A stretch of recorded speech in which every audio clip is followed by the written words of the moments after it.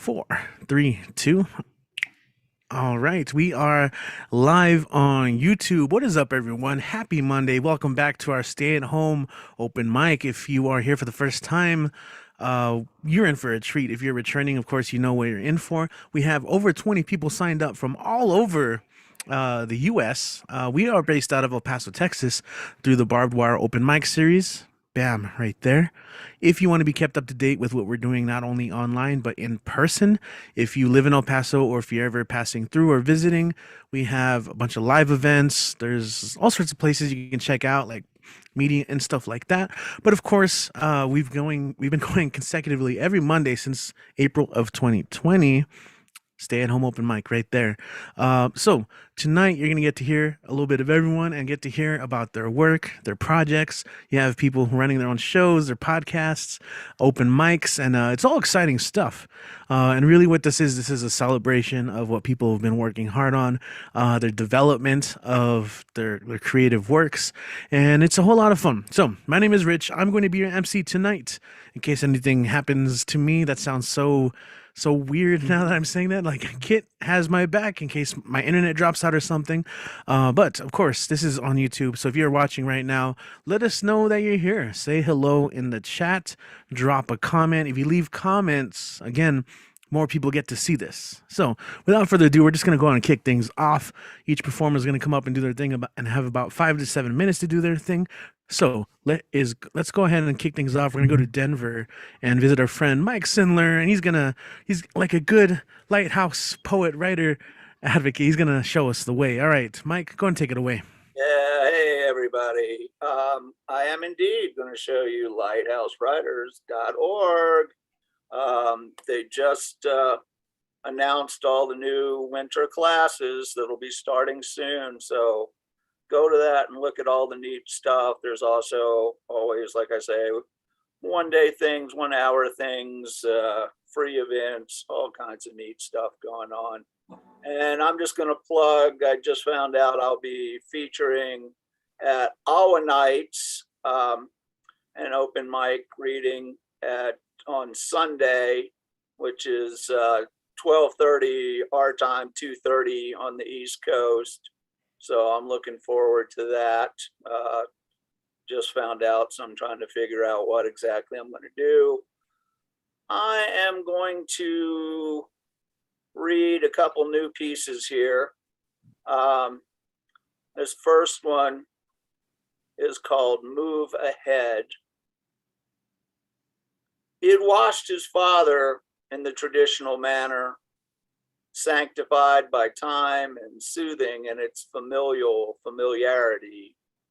He had gently dressed him in the formal wear, customary garb for special occasions, weddings, anniversaries, and of course, funerals. It hung loose on the thin frame, once heavier and much more muscular, fragile carapace of a man brought down by time. His father fitted, he left. Upon his return, he saw the figure nestled in velvet, soft coffin padding unneeded by husks, unfeeling form. He watched as the lid closed, final blink of an eye before unended sleep, last sealed breath, a stilled heart's trap. He felt time rush past. Before he had prepared his thoughts, he was at the grave, mumbling through tears. Dirt showered on casket. He shuddered with each shovelful.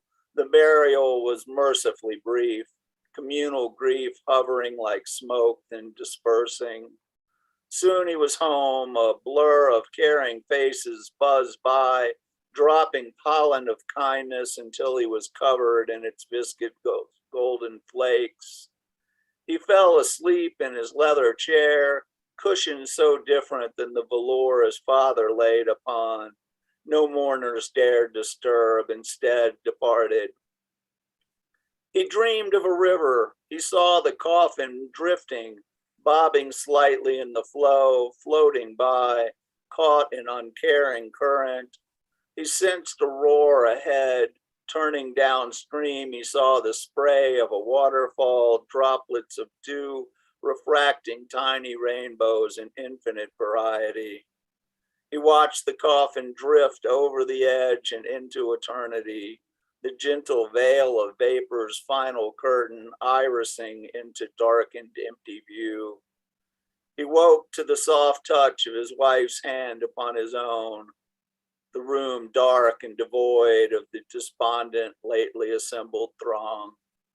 Only the two of them remained.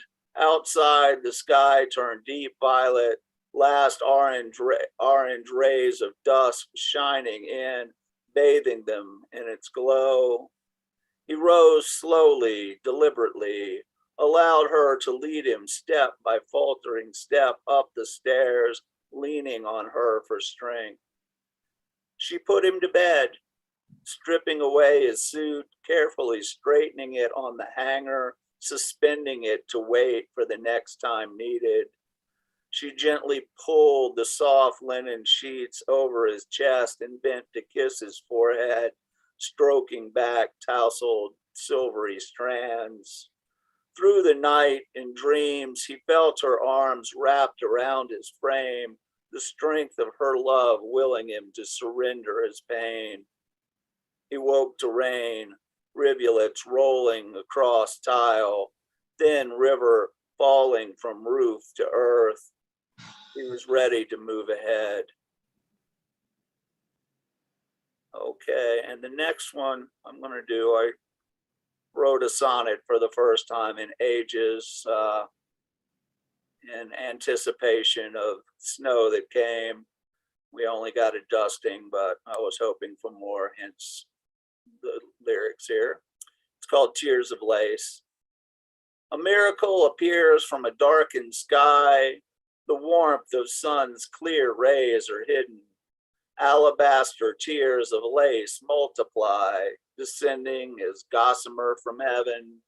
Upon hills and bare branches of the trees, this angel's dust of ice will gently lay, drifts building in the streets up to our knees, a white paradise in which children play. Forcing all inside to rest by the hearth, fragile blanket comforting the ground that melting leaves sweet nectar on the earth, so seeds flower as the season turns round. In frozen depths of deep winter's night sleeps the passionate bloom of spring's delight. And I think a lot of us are William Carlos Williams fans here. So this is a parody. It's called Nothing to Say for WCW. Plums? What plums? In the fridge? Never saw them. Cool? Delicious? How would I know? But still, sorry that they're gone. Okay, and I will do one more. This is a haiku called 1223. Aluminum pole and airing of grievances. Happy Festivus. Okay, thank you all very much. All right. Thank you so much. And as always, for your support of the Lighthouse Writers. Always getting to kick off the show. Awesome stuff, man. It's rare. It's been a while since we've had a chance to check in on you. So I might have messed up on the copy and paste thing here in terms of in the list. But so next up is Camlin, and after that we have Vex Lex. Okay, just so you guys know. But yeah, thanks for tuning in, guys. Once again, stay at home open mic. If you're watching on YouTube, just say hello. Let us know where you're tuning in from. Say hello in the chat, and yeah, let us know what lines hit you, strike you in a particular way. All right, let's go and keep going. Next up, we have Camlin, Phoenix, Arizona. What is up, mermaid things? Hi, hello. Good to see all of you. And Michael, oh, way to set the bar high for our first opening act. Love it, love it, love it. I'm going to share screen. I've got something for you today. So, okay, let me go here. All right. Black and white. So actually I should change this. Video, change this. We have to create the ambiance.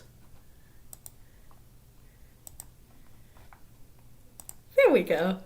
Black and white.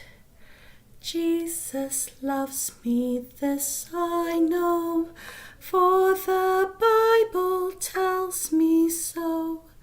Little ones to him belong. They are weak, but he is strong. Strong, strong. I was taught that everything happens for a reason, then reason with me. If you are strong, Jesus, answer me this.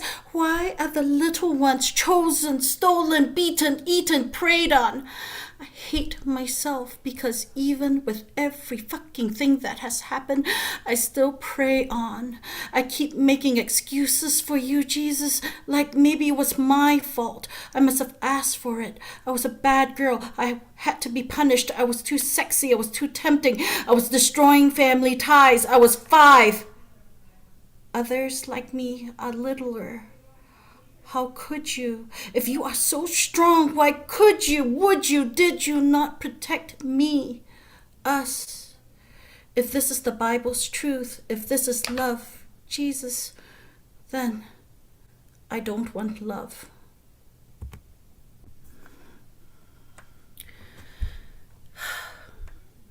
This is a poem after Mark Fishbein, after Rilke.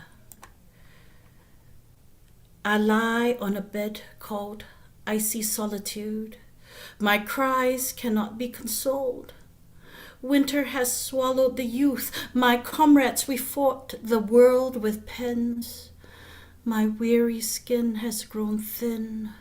My breath labors. You pull a kiss from my lips, a gossamer thread. Death covered me with a quilted shroud. My body no longer shivers. My heart beats ritardando, then finally comes to frozen rest.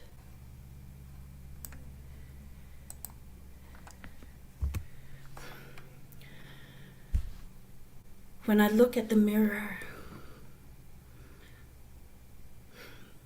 I brushed my furrowed brow. I love these lines of age, the you are today, because you braved battles, dabbing serum on my face, shadows beneath these eyes, once vacuous, hollow. Now the glimmer returns. Every day's a new day, no mistakes in each one. Find gems in each stumble, humbled. I hold your hand, you are God's gift to you. I kiss the mirrored me. Thank you, everyone.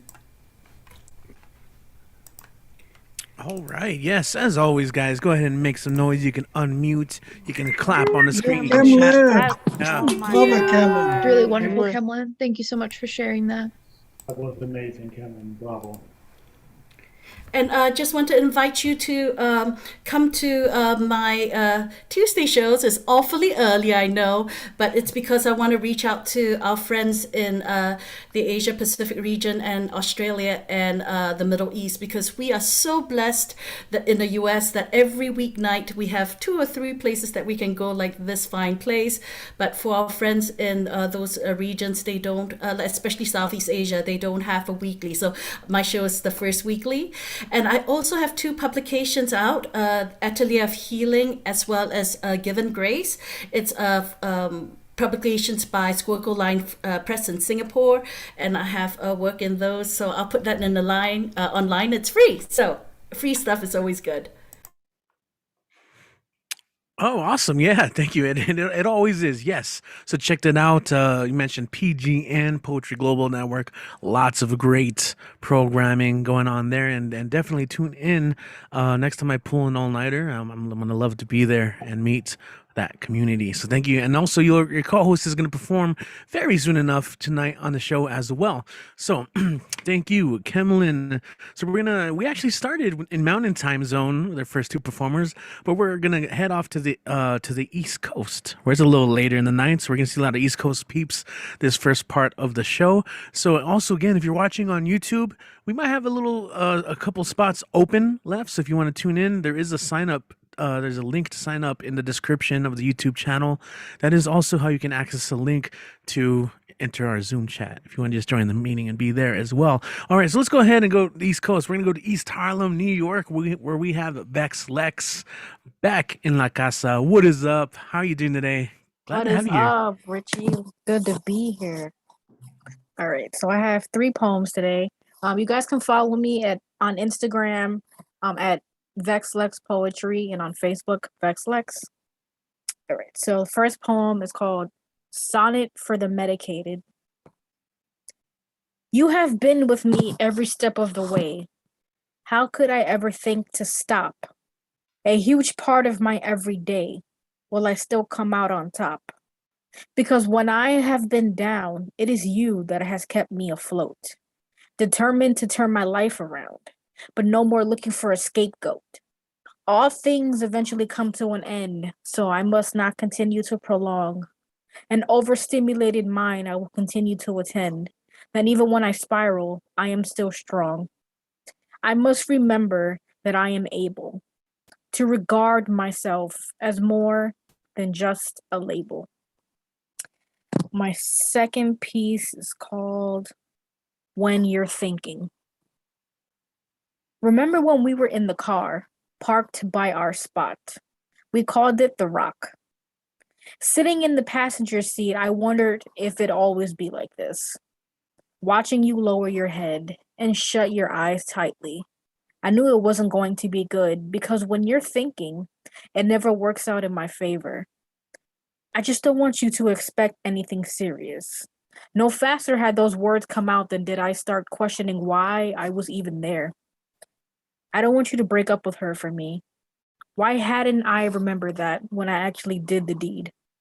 Next, we're on the phone. I don't know if your side of the line can pick it up, but yes, that's the sound of a million tiny pieces of a heart that never knew what it was like to be whole, dancing wildly across the table. I don't want you to go. I couldn't help rereading the words you wrote. I've given it a lot of thought, and I'm moving back to the South. I can't seem to compete with you when you're thinking. And my last poem is called Against the Tide. Once or twice in life, you find a woman you'd swim the ocean for. So I spend my days drowning in her tears and running my fingers through her wavy hair. She falls into my arms. All I can do is support her while she goes against the tide, trying to hide the rippling in her eyes. I can only pray that in return, she will extend a life preserver, grasping at one thing, holding on another.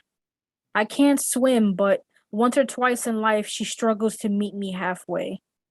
I have a feeling she can't swim either, but she'd never admit to that. This life preserver can't carry both of our burdens. If she doesn't hold on, life just doesn't seem worth living. If her arms give out, then this ocean isn't worth swimming. Thank you. Oh, damn. Vex Lex, yes. Oh, man. Guys, make some noise. Give it up. Make some noise right now. And, of course. Yes! Yes, yes. That was so good! Vex is back. Yeah. Thank you. Killer. So if people are seeing you for the first time and really loved what they just saw, how can they follow you online and just support your work? Yeah, you guys can follow me on Instagram at VexLex Poetry and on Facebook at VexLex. All right, cool. Thank you so much. Thank you. Thank you. Yeah. There's like a slight delay where I'm like I'm accidentally muted and I'm missing the button. I'm like, there's too many screens on here. Yes, right now I'm currently I'm a bad professor. I'm grading I'm doing final grades. They're doing the morning. So I'm kind of like just checking, double checking stuff, making sure that everything's good. Everybody, because sometimes students turn in late work and I let them. That's my fault. But like, I'm like, okay, you turn stuff in. All right, cool. Anyway, we're going to keep going. Open mic. Happy to have you guys here. It is December 2021. We're already getting into a new year. That's wild. And we're ready for it. We're ready for it. All right. I hope we are. If not, we will eventually. So let's go and keep it going. We're going to stick around on the East Coast and we're going to visit our main man in Maine. Well, there's two now that we can refer to today, but we're going to go ahead and walk him up. He has a book out that you should check out. I'm going to let him talk about it, but let's go ahead and welcome Generalissimo to the stage. Ladies and gentlemen, the moment you've been waiting for. Here comes the General. All right. Wait, are you here? You got headphones on. Where Right are there. you? Right here with my book. Oh, awesome. I'm going to buy that book. Well, there's a lot of them for sale, so this Yeah. is back. And all type of interesting things people said about it. I think I'm going to read something somebody said about it. Thomas Fukularo, who is a great New York poet, said, "What a year it has been, and the poets who continue to create in spite of truly shine." Brian Franco is one of these poets whose collection, Everything I Think Is All in My Mind, reminds us that poetry can still heal. Whether you are a champion, emotional cyclist, or just trying to avoid sinkholes, this collection is for you, with fantastic titles that feel like poetic headlines. Brian shares the news of his psyche and has sprinkled a little bit of it on each page. So be careful when opening this book. You might get some brain on you. And those of you who have heard Thomas Fukularo, he is a very unique, well-known poet. He has been on, I think, 6 National Poetry Slam teams, not more. So he did mention the Champion Cyclist. So I will read this poem. This cover man cometh. I am a champion cyclist, not bicycles, emotions. I do it all. Ups, downs, inside outs, round and rounds, hills, valleys, twists, turns, loop-de-loops, and half pipes. I actually bore a hole through a solid granite mountain to create a shortcut I used only once. Yes, I am a champion cyclist. My face has been on the cover of Psychology Today thrice. For the 3 times I have won the Tour de France by simply writing out anxieties. And then he also mentioned this poem, which I can get to it. It's called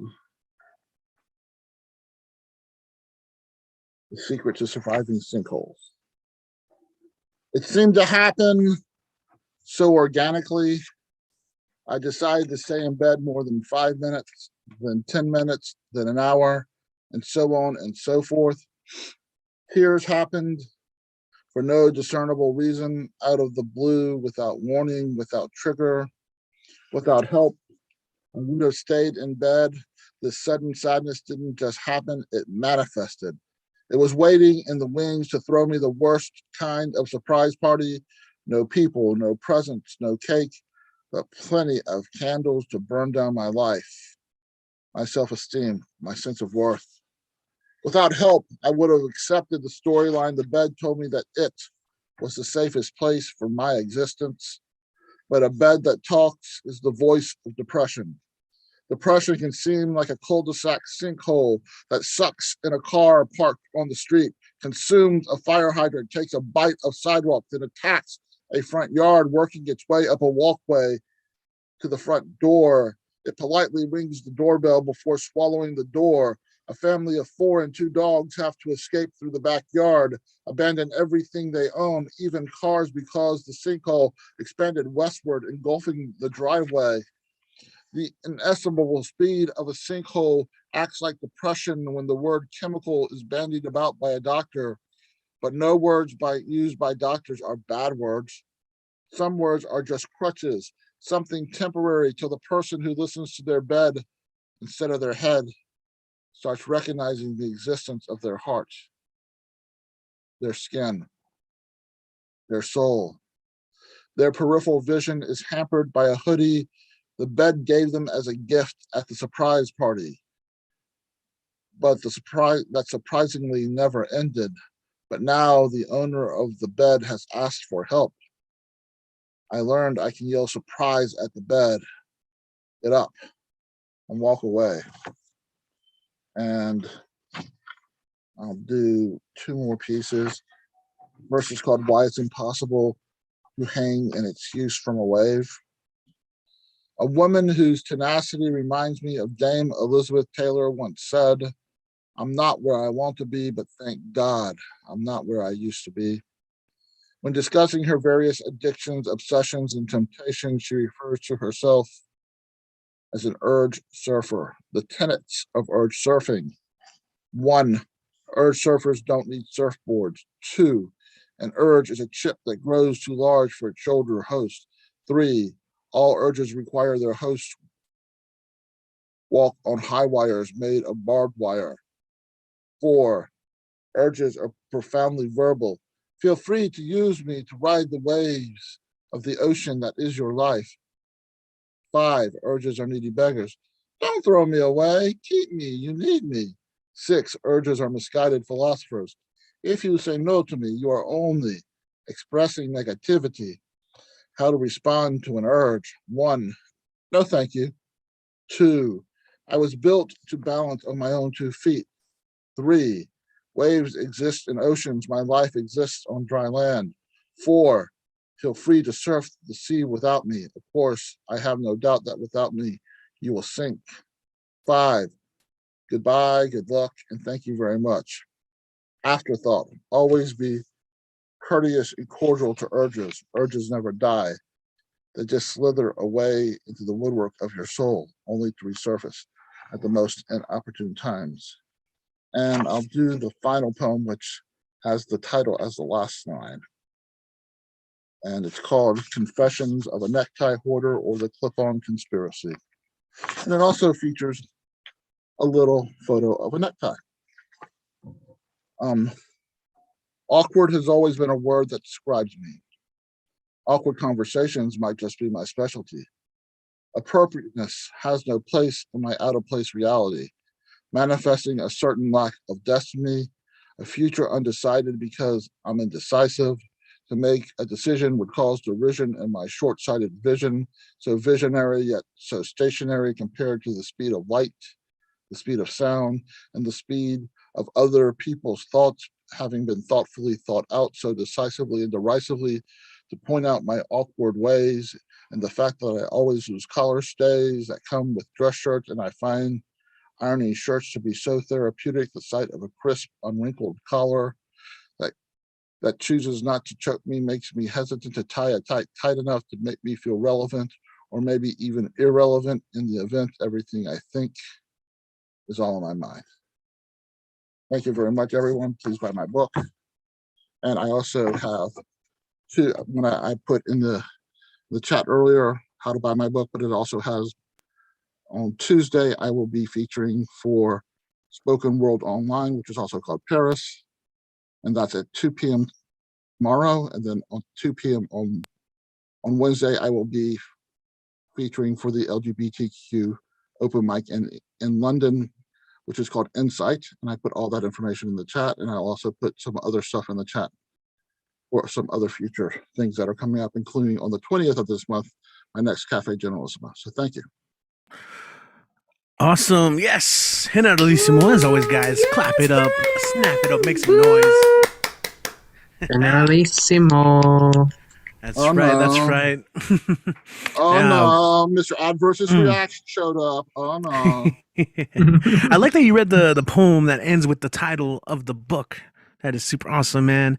And I'm gonna be thinking about that one all night, about urges are misguided philosophers. I'm gonna have to drink over that one for a little bit. Thank you so much for making it out. As always, Generalissimo. We're gonna keep it going. We're gonna go to NYC where I'm rocking my beanie in solidarity, and also because it's a little chillier than usual in the Southwest. But let's go ahead and welcome Deadpan Lizzie up to the mic. What is up? Welcome. Hopefully, I didn't even ask you. This is good, right? Are you good to go? Can you hear me? Because my AirPods.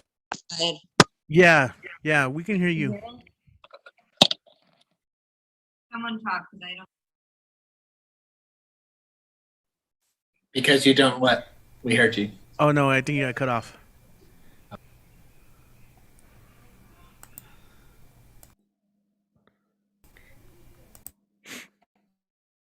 So we initially heard you, and then I think when you closed the case, we lost it. Because I see you, but we don't hear you. So, yeah. It's all right. We're figuring it out. You know, technology stuff happens. It's all good. Again, check your sound settings. Yeah, all good. And yeah, when I say chilly, it's not that chilly, but you know, here in the desert, it can get, you know, it's nice. It's a nice cold. It's a nice breeze. Okay. Let's see. Did she like log out? Restarting? Okay. So it looks like it. Okay, so you know what? Sometimes people like log out and then log back in. So maybe we'll probably come back to her. That way, so we can just kind of keep the flow going. Again, so if you're tuning in right now, you're watching Stay at Home Open Mic, or you're participating in it. Welcome to either the Zoom or the YouTube live stream. Let's go to Maine. We're gonna go back to Maine. So yeah, we have a couple Maine men, and let's go ahead and bring up Poetic Spit. I almost said Phonetic Spit, but Poetic Spit. Lucian in the house. He is also the co-host of PGN's Between the Lines. Yeah, man, go ahead and take it away. Okay, so I'm going to drop my video. I'm still here, but I'm going to set up what I've been experimenting recently. And I sincerely hope you vibe with me. I got two pieces. This first one is called Tango in the Rain. It is a musical piece by Zarevbi, a Bulgarian singer, and the dancer is Salome Chachua from Georgia. And I need to figure out how to share my screen. Okay, here we go. Share screen, optimize. All right, here we go.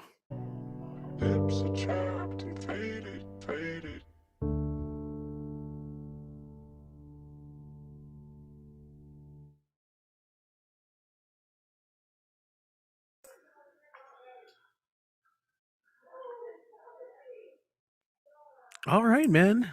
Hey, nice. I like the way the blur looks right there too with your lighting.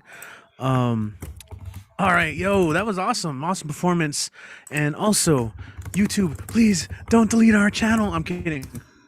But that was really cool, man.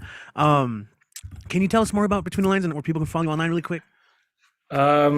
So Between the Lines is a platform specifically created to give people from that side of the world a opportunity to spit, so that they don't have to stay up overnight every time. And yeah, look for me on TikTok and Instagram, Poetic Spit, just that. All right. Hell yeah, just that. I love it. I like how you guys are coming all creative with the multimedia performances. I love it. I will mention this though. Just be careful about copyright stuff, guys, because since we're on live streamed on YouTube, I think it will pick up on that. So I think I don't know how that will work. So we'll see. We'll see what happens. In the past, if someone's done a cover, they would just have us because it catches covers too, and it would just have us like either mute the performance or just cut it out, or like cut it out of like the whole thing. But since I'm recording, I will send you what you just did. We had mentioned that, so just something to keep in mind though in the future. Yeah, YouTube, if you're watching, hey, we're just creators, you know. We're just trying to do a little something here and share that with everyone. So let's go ahead and Hope for the best. Anyway, let's keep going. We're gonna go back to Lizzie, Deadpan Lizzie. Let's check in on your sound. How is it sounding there? I can hear you guys. Can hear me? Yes, we can definitely hear I'm you. so Good. sorry about that. My AirPods died and it just, but I'm here. Thank you for moving it around so I could perform a little later in the evening. The beanies look great. I feel like that's what you were asking me before I had the sound issue. Right? Okay. Yeah, Kit looks great in his beanie. Nick always looks dope in a beanie. You do. Mike Sindler sometimes. And Lee, I'm not gonna lie, like when I see other people put beanies on, it gets me a little choked up. Especially because lately I've had not been the easiest time in my life the past couple months. So seeing everyone wear beanies last week on the premiere of Deadpan Dope and right now, it really warms my heart. And I know we're all here to continue to build community, and that's what it's all about. So I appreciate you all and love you all so much. I'm gonna read, I wrote like 8 poems today, so I guess I gotta choose one. I wrote this during Nuo, just randomly. It's called Monday Evening Mikvah. The sound of poets wash over me, clean my ears as I bathe in their words. All forms of poetry recited in different languages in small square boxes. Poetry is fluid throughout the world. We cleanse in the warm waters as the clock strikes 8.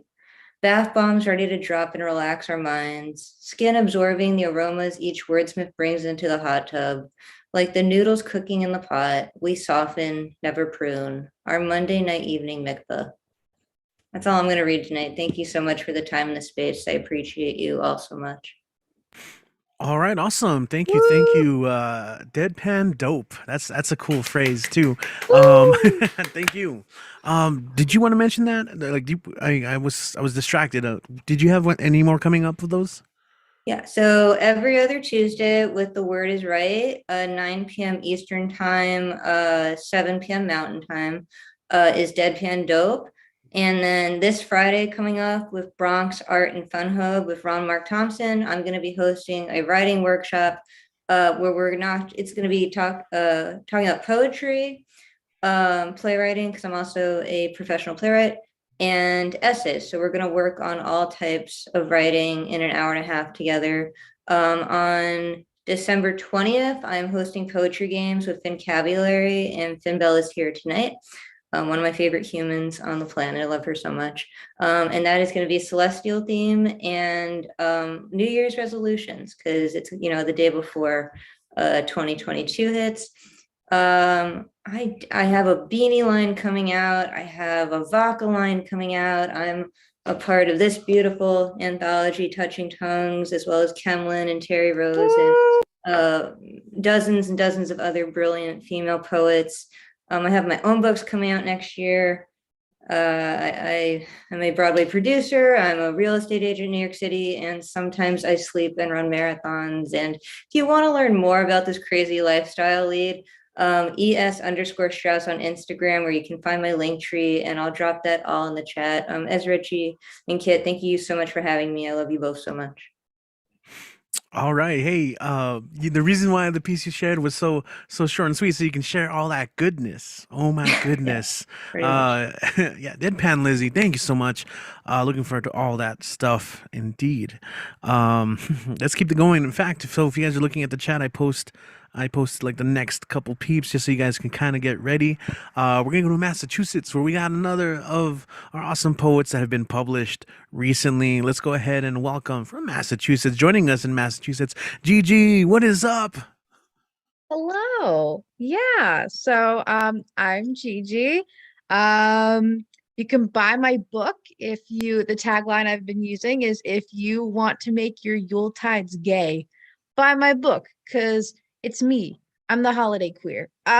You can buy my book off of my website, arcadian-poetry.com.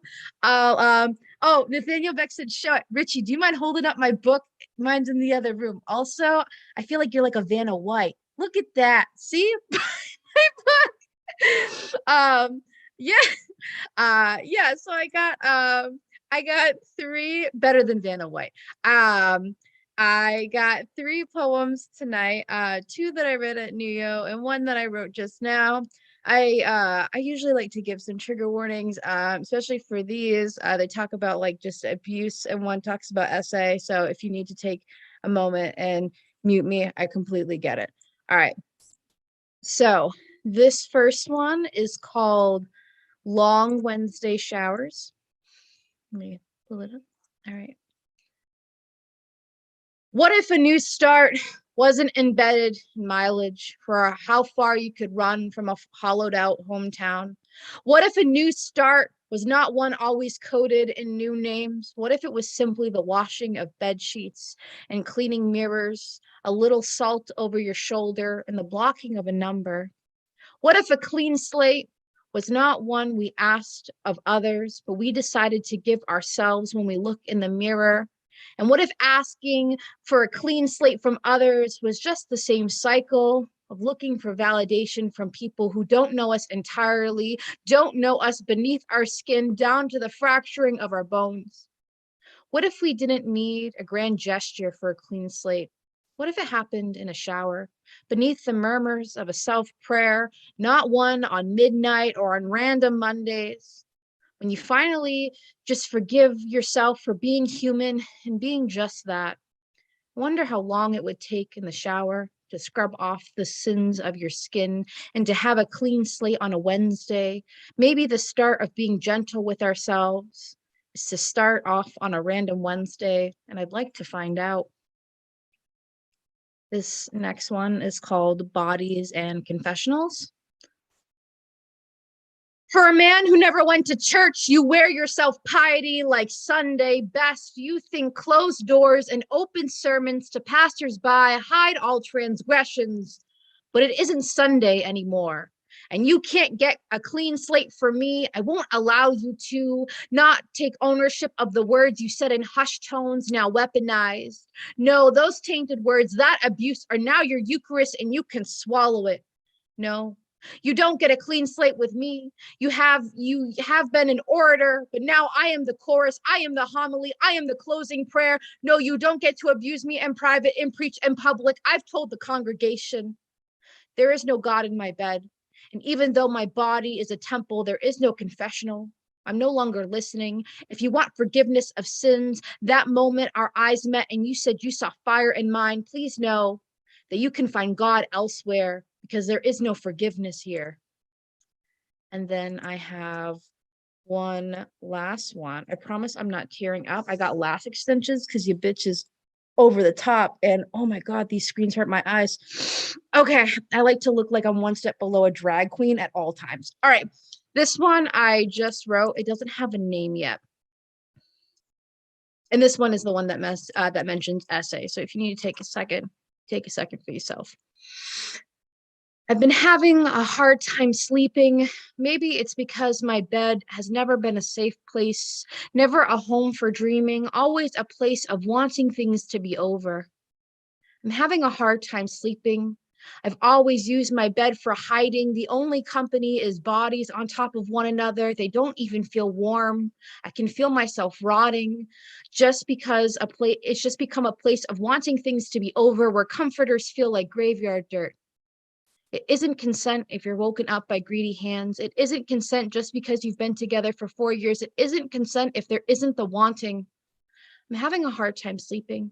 Maybe it's because I've only been in one bed that feels warm, where sleeping takes place, where there's the undertone of wanting of nothing more than each other's company. I'm having a hard time sleeping. Even though I've bought myself a new bed, it isn't the mattress that holds the memories. It's the cushioning against your body that does. Mine isn't the one that feels like home, and I'm just so goddamn tired. Thank you so much for this space. I love it here. I love you guys. Yes, awesome. Thank you, Gigi. And I don't know if I missed it if you said in the beginning, but how can people purchase a book or just follow you online? So online, you can follow me on IG on iron_resilience. And then you can order my book. If you go to arcadian-poetry.com, on the first page, there's a little button, and it's a big picture, and it's sent to do a Google form, and it's super user friendly, and it will walk you through the process. And then I ship out books every Monday. So if you can support local artists, then do. And if you can't, Hey, man, that's okay. I'm fucking poor too. All right. Have a good night, everyone. Oh, awesome! I love all the little We're stage. just here for Yeah. honesty. Exactly. No, that is it. That is absolutely it. I'm here for it. Also, shout out to the Google form. That was a nice touch. Very easy to order.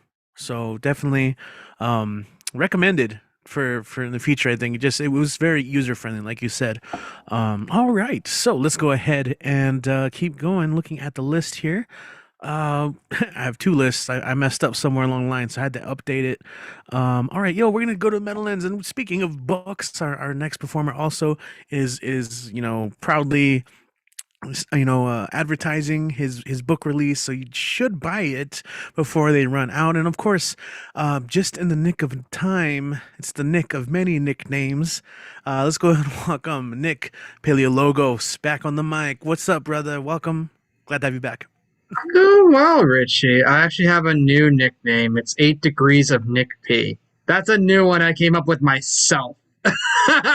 So I'm all for that one right there.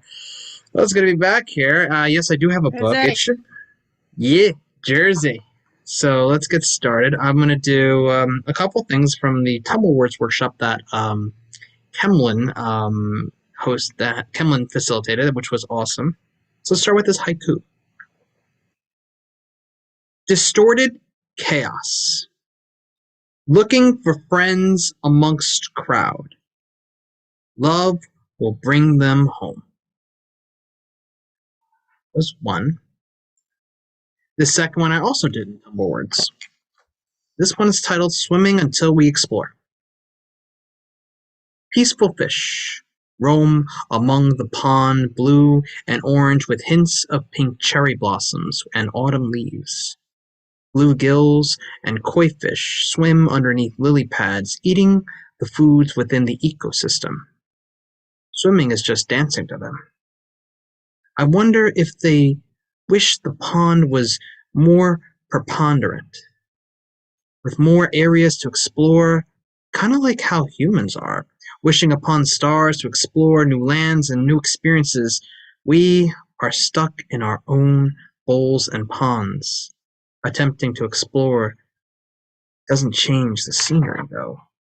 We are stuck in a pond, an arena for gladiators until we try to evolve. Take our gills out to develop lungs, to go off into the sunset, explore uncharted lands and waters. Until then, we're just fish in the pond. And I'm going to close with this beautiful, beautiful collection right over here. I don't think I've ever done this one at BWOMS, actually. And this one has to deal with the supernatural a little bit. I had a bit of an experience one time, and I wrote about that one. This one is called The Chill Factor. Icy. I feel it down my neck into my spine. I turn around, there is nothing there. I proceed. I feel it again.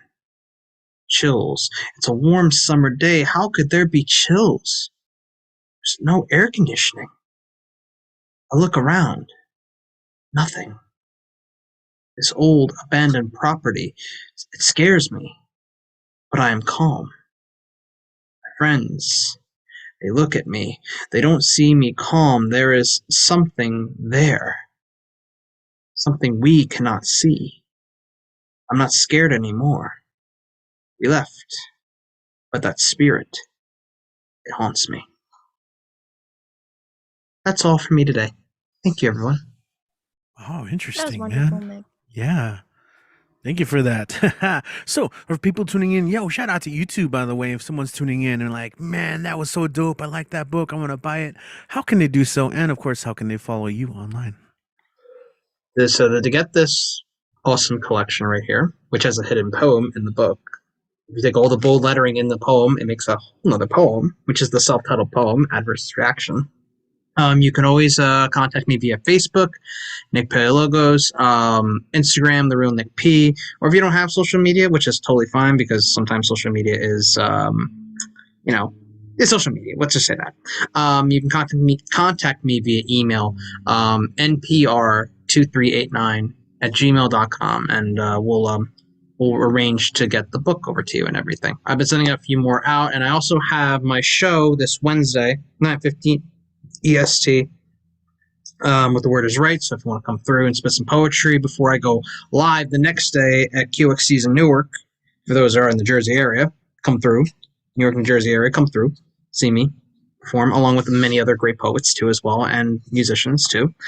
And yeah, just keep your eyes and ears to the grapevine, and yeah, go from there. So that's all for me today.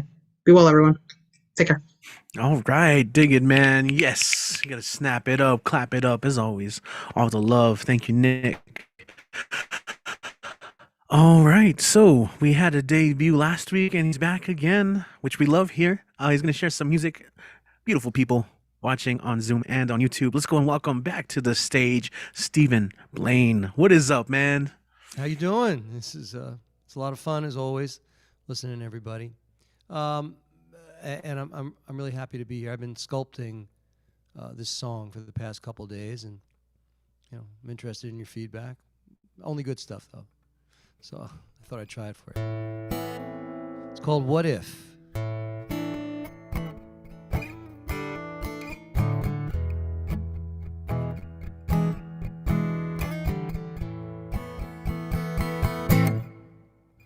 What if I live a life I lived before?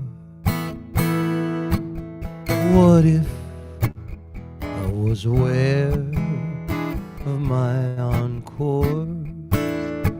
And I remember every secret behind the door. What if? What if? What if my first glance you didn't see?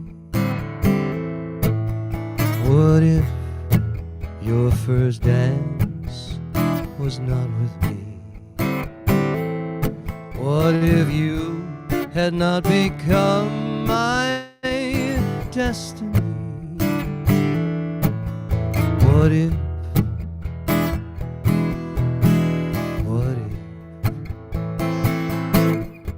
What if we just die with our regrets, and there are no more tete-a-tetes,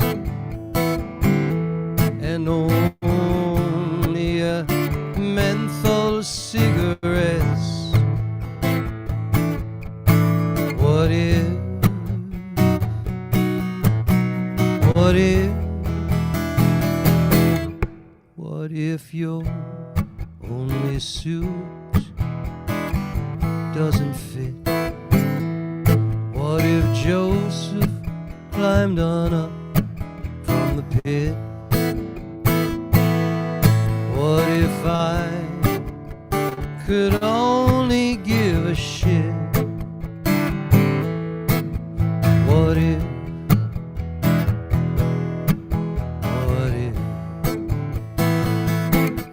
What if we just die with our regrets? What if there are no more tete-a-tetes and only menthol cigarettes?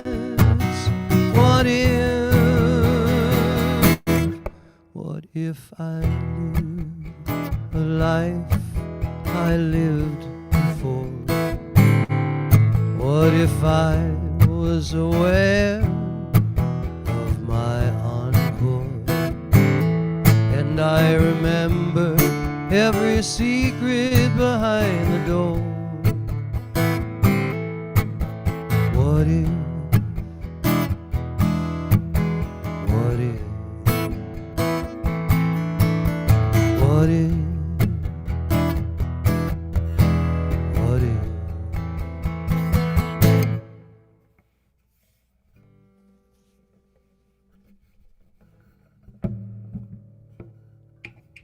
Nice. Great. That was awesome, man.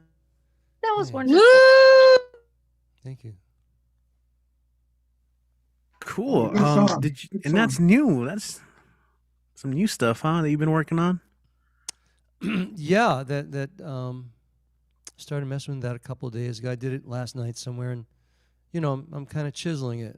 I like it now. All right, great. I don't know if you had another one or. No, that you were gonna share? that was it. Thank you. Cool. So, do you have like tell us about your website and where people can find you online and support your work? Well, thanks so much. I'll put it in here. Yeah, that's a link tree there, and that's my website. Yeah, everything's there. Updated. I'm on Spotify, Schmotify, Google, Schmoogle, Pandora, you name it, and everything is you don't have to pay for anything. It's amazing, and of course it's not good for me, but there you are. Just stream it a couple hundred times. A couple million times. Yeah, That's yeah. what you need. We'll do it. We'll do that. We can do that. All right, StephenBlaine.com. Check that out, and I'll make sure to forward the link on YouTube as well. Glad you could join us again. You're welcome back So any much. week. Thank you. Yeah, cool. That was really lovely. Yeah, I was sitting back hoping for another. So, I'm like, no, that's it. So yeah, glad to have you again. New York City, Stephen Blaine. Thank you, man. We're gonna stick around. Let's go to Pittsburgh, where we have Vale Larkin back in the house. What's up, Vale? Glad to have you as always. Go and take the stage. Wow. Okay, I'm going to be a little risky tonight, and I'm going to talk about racism, which is always risky when white people talk about it because we're such idiots.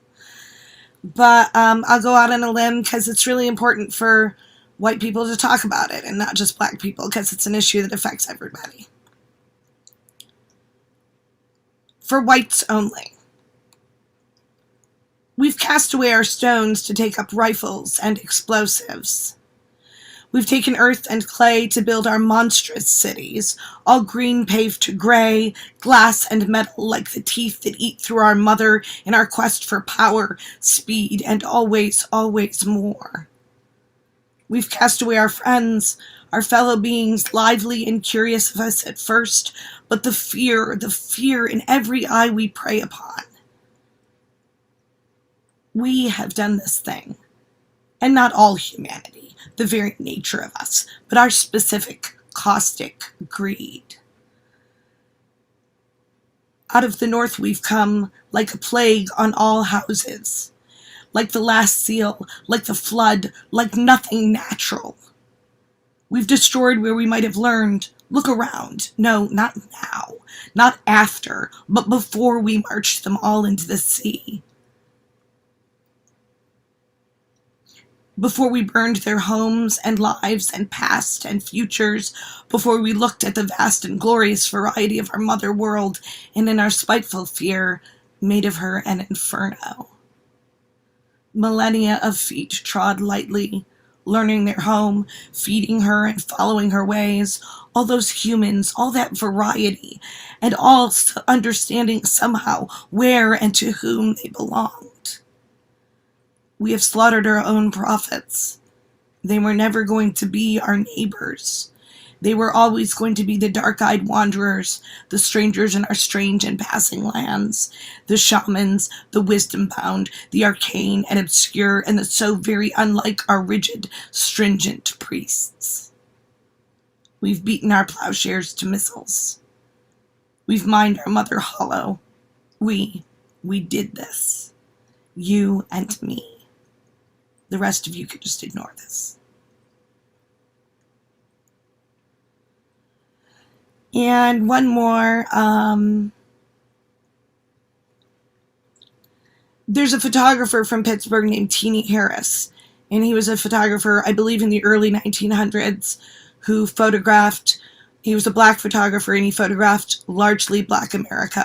So his photographs are invaluable to the historical record because they are representations of everyday Black people going about their lives. And he also took a number of photographs of the ballroom scene here in Pittsburgh. The ballroom scene is kind of the proto-drag scene. It was the origins of gay men dressing in drag. And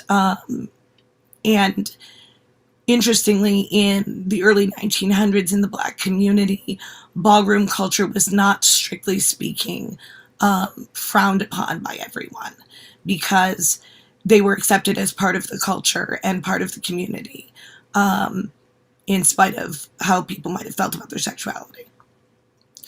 So anyway, this is called Teenie Harris Teaches Me to Sit Down. Photographs of golden streets and people, and deep bronze and shades of sepia in every hue like diffracted darkness. Brown, buff, mahogany, ebony, because dark is not one lonely color against the encroaching pallor. It's a spectrum of shade, like cool places, like deep pools and sun on soil too, because all white means no life. But life leaps from every inch of these prints. Life like smart-dressed girls and young men in suits, like young men in smart dresses and rapid music, and the dancing of all that golden darkness, and the way they make those old photographs live, even for me, for the usurper. I can stay silent, sit down, and see how life breathes in joy and exhales music without me.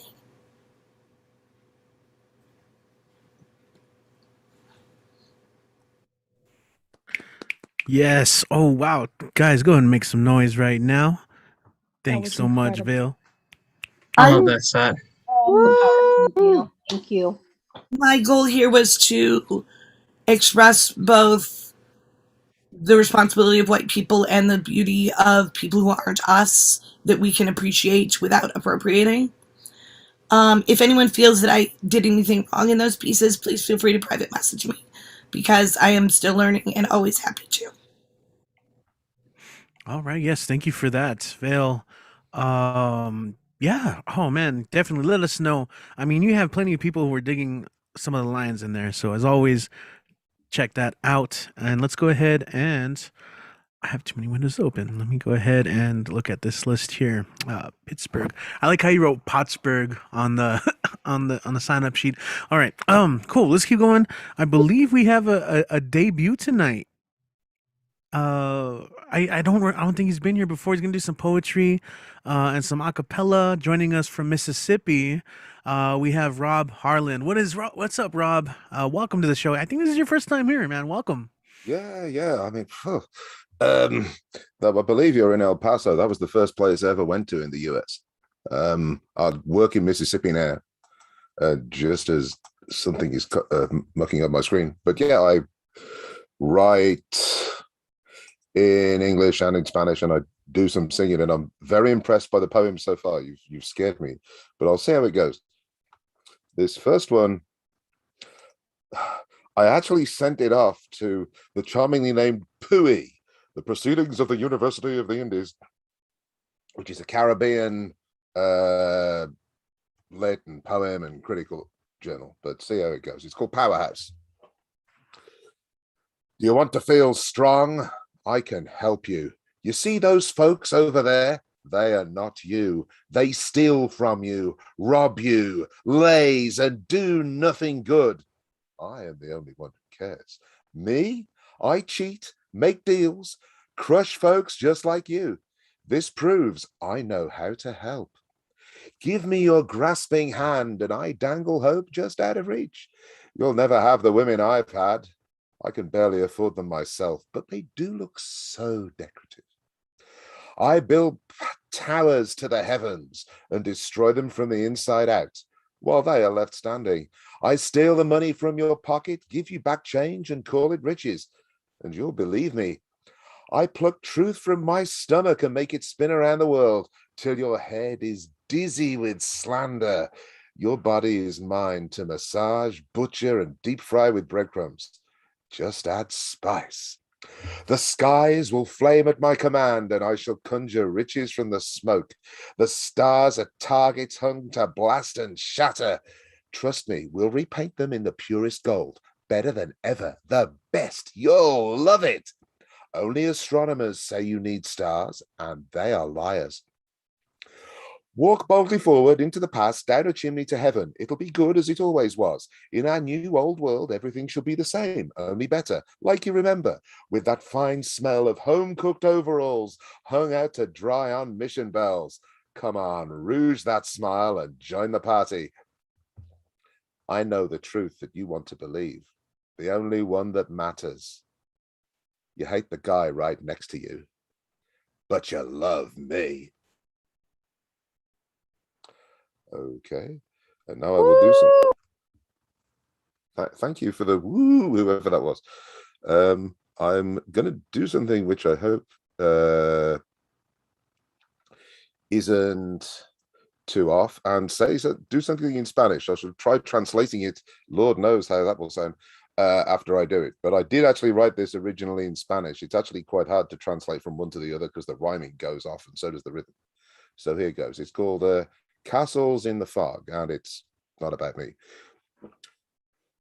Construyeron ustedes castillos en niebla y dedos entrelazados. Dieron de comer al perro con carne robada. Ojazos dejan moretones, caricias cicatrices. Cuando deshicieron palabra y ropa, ¿con qué se vistieron? Borrando colores, parece limpiar. Sin embargo, quedan señales. ¿Cómo y dónde? Sí que me impresionan. Rincones con sombra aquí no sobran. Comprendo la gana urgente, el latir compartido. Quiero que seamos todos amigos, en el más profundo sentido, todavía. Vocea sin ruido tras puertas y persianas. Todo con guión de improviso. Personajes luchando por salir del cuerpo. Aplausos de una mano. Cortina. Me acuerdo de risas, sonrisas y rizos. Cafés, charlas, tacos, más cafés, calaveras y fotos. Fiestas, pasitos, memorias ajenas. La memoria mía me traiciona. And in English, that's something like, you build castles in fog and intertwined fingers. You gave food to the dog with stolen meat. Flashing eyes leave bruises, caresses scars. When you undid word and clothing, what did you dress with? Wiping away colors seems to clean, however, signs remain. How and where, yes, definitely impresses me. Corners with shade here are not very common. I understand the urgent urge, the shared heartbeat.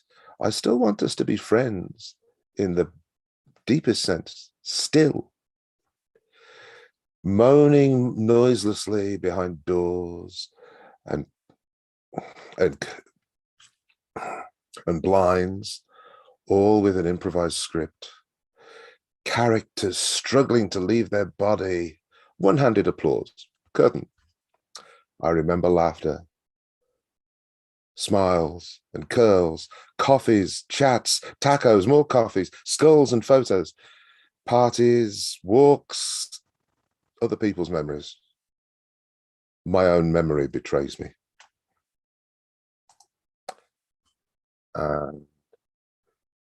I think that finger clicking means good.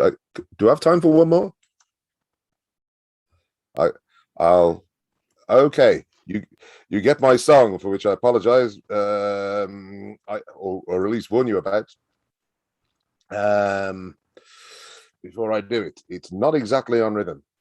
It's called Swaying Out of Time, which is actually something I do. It always happens when I start to bend the notes and rhyme. I squeeze the last emotion out of every word inside. Of love and death and jokes and mourning, my sweet words do cry. And then I start to feel my heart beat, and there I go, swaying out of time. It surely will creep up on me. There's no stopping. It's worse when I'm giving it my all. And when I sing, I can stretch out. Or alternatively, cram as many words as my breath will let me fit inside a line or both. But off the beat, my body's meat will flow and sinuously ride. I lose my coolness and look the fool for swaying out of time. It doesn't really matter what the tune I'm singing is. a howling blues, a country twang, a rock, or even classical schlock. I can build a Hendrix dime or Robeson simplicity, or even Ronnie Dio rainbows. I'm just wholly diverse, and now it's getting worse. Impute me not a crime, for no matter how I wing it, my body rebels about how I sing it. My tendons give, I lose the will to live. And when I start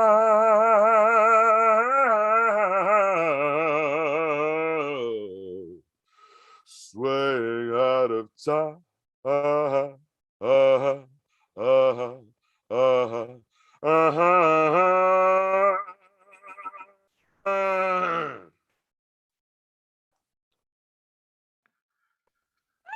All right. Yes, everyone make some noise right now. Woo! Yo, One of us. One of us. one of us, one of us, one of us, one of us. One of us.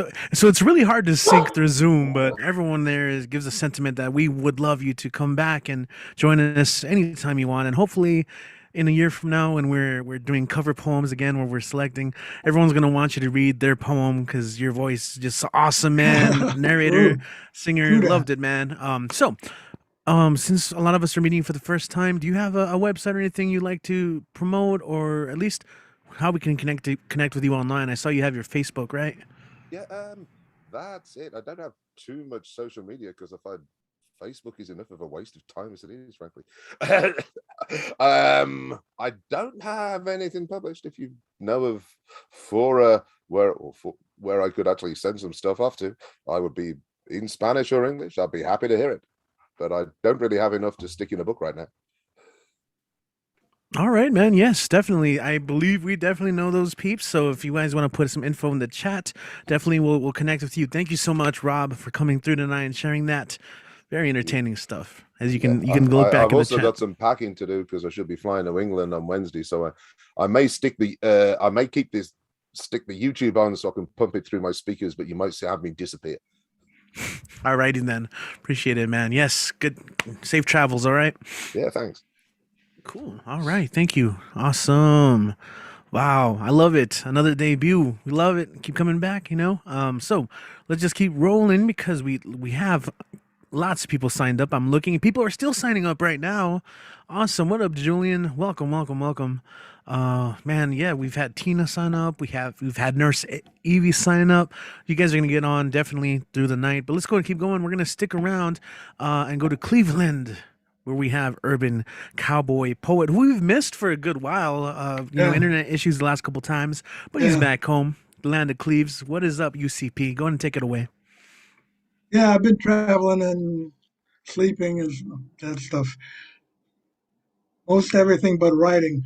I wanted to try to do that music file again, just for practice. Yeah, I got to write. I got to put on original sound on. Richie, unmute yourself so you can guide me. Yes. And it gives me a choice of microphones. It doesn't matter which one stereo mix, headset microphone, microphone array.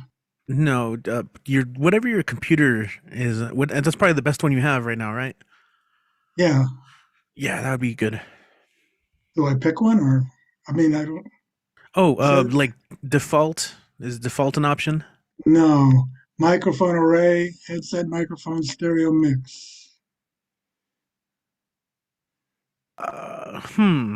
That's interesting. Yeah, no default. There's no same as system? No. Not here, not under original sound on. Wait a minute. Oh, no. You don't have to choose there. No. That's fine. Oh, okay. Original sound on. Okay. Yeah, you just turn it on. Never mind. Now I share screen. You told me I had to share a screen. You don't even have to share the screen. I believe if you click on share screen, you have it. If you go to the advanced tab, you can just choose computer audio. Okay, well, I could share the screen if you want. Sure. Yeah.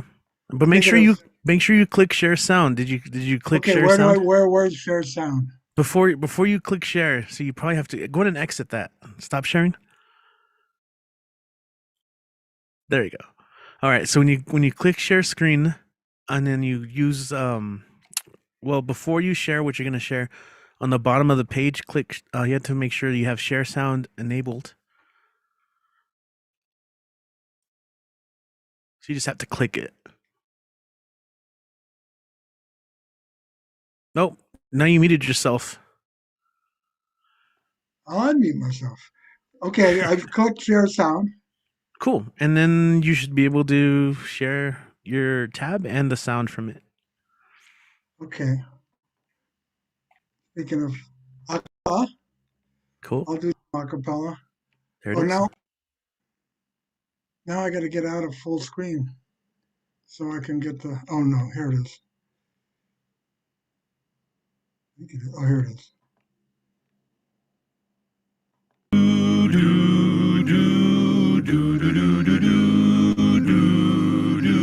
Is it good? Okay. I love coffee. I love tea.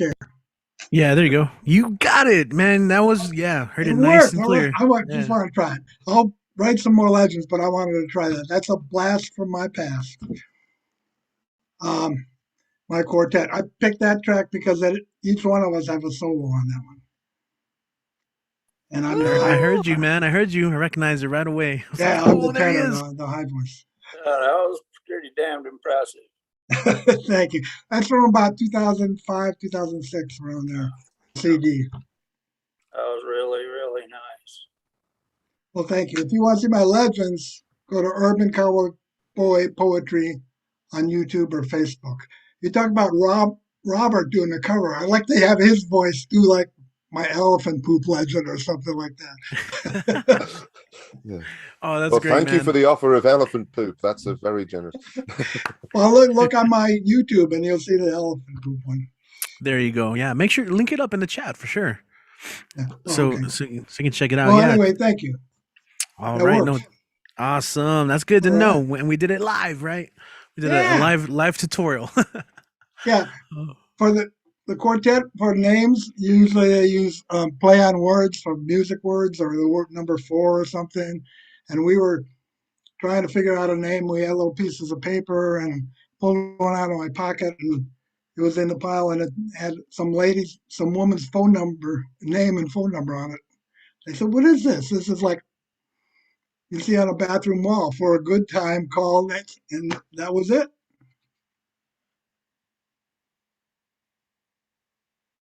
For a good time, a graffiti card. All right. Right on, man. Thank you. That's a story right there. Yeah. It was a story All of right. finding the name, right? Okay. Appreciate it, man. Thank you. Cool. Yes, thank you so much. And of course, Urban Cowboy Poet is going to be featured in an upcoming episode of BWOMS Fresh Cuts. These are poetry sets recorded in my studio in El Paso, Texas. I have about 7 or 8 episodes that are going to be released, including some people that you guys have seen before. So no spoilers. That's going to be on our YouTube channel. And of course, check out his YouTube channel, Urban You guys Cowboy send me a Poetry. copy of those too? That you And of recorded? course, we'll do that. Awesome. Let's go and keep going. We're going to go from Cleveland to Wisconsin. We have award-winning author of his poetry collection, Atrophy of the Boy Who Became a Wishing Well.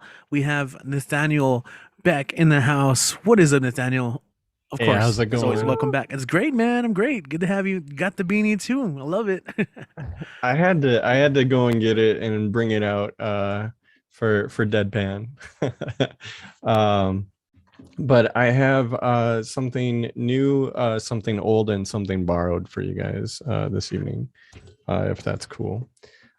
So something new. This is untitled, and it may in fact be unfinished. I'm not entirely sure on how I sit with it, but yeah, this was something that I worked up this week. So among a couple other things that are like even less finished than this, but here we go. In early spring, when the dirt of our hands would harness their needs from the melting snow. We would clean off as much of the winter as we could, plunge and bare our skin raw to the feeling of being clean, etch our footprints in the mud till they filled and drowned, eroded like the ownership of time. I can no longer tell if growth is a metaphor for becoming or moving on, and the spring has yet to show me the difference. Situated between this frigid loss and this budding forgiveness, here, we are just as much lakes as rain, a temporal existence of burdened escape that still remains. So that's a new piece. And then here is something borrowed. It's by my friend TC. They don't write poetry anymore, but they were on a team with me that went to nationals. So they're absolutely wonderful, and I miss them dearly. So they're back down in Florida. So this is Ode to Sleeping in My Car with FM Lullabies. Why should I not sleep under whichever streetlight feels most like home? The back seat was enough for love, so why not loneliness? This is a home I can take anywhere, a turtle shell that carries me. This is a battered and dented bedroom where I slumber, surrounded by my possessions like an ancient king, where midnight wanderers pass me believing home to be empty. This cramped herd of wild horses, only a collision away from park benches and friends' couches. This is where drunk or ruined or both, I have spent the coldest nights in parking lots and cul-de-sacs. This is a place that takes on the scent of me the way a lover does. A solitude no lover can penetrate. A bed that sings me to sleep with 1,000 voices, or none. With grimy, rusting innards and a dashboard sun-cracked as an old surfer's face. Floor mats and crevices strewn with sand and discarded coffee cups. This is where I remain amid the record of my survival. Proof as I dream that this is only a temporary kind of death. That however trapped I am, there is still a sunrise to drive off into. That waking up is only a bird song and a turn of the ignition away. So yeah. And then something old. So where is it?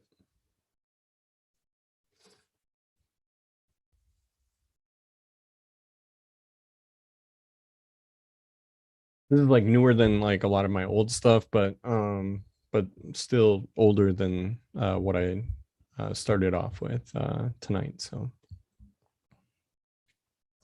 and I'm falling more and more in love with this poem and what it tries to talk about, and it's been something that I've been trying to like get out in some of my work a lot more. So here's this Memoir of Clouds. I have unmarried my longing morrow from this tethered choir of skin, this autumn of molting gallery of cicada wings. Is it time to discard this earthly husk? I have littered our conversations enough with parts of my body, given my all to this rustic moon, this vengeance of shadowed beds, or all that I have put to rest. Your name no longer hibernates in my cheeks. And isn't this a death worth burying? And isn't what we had a type of always, a practice waltz of funerals we made of the night, of our voices, how I gave the strongest parts of me to you? The first time I abandoned myself, I was 10, 16, 21, 27.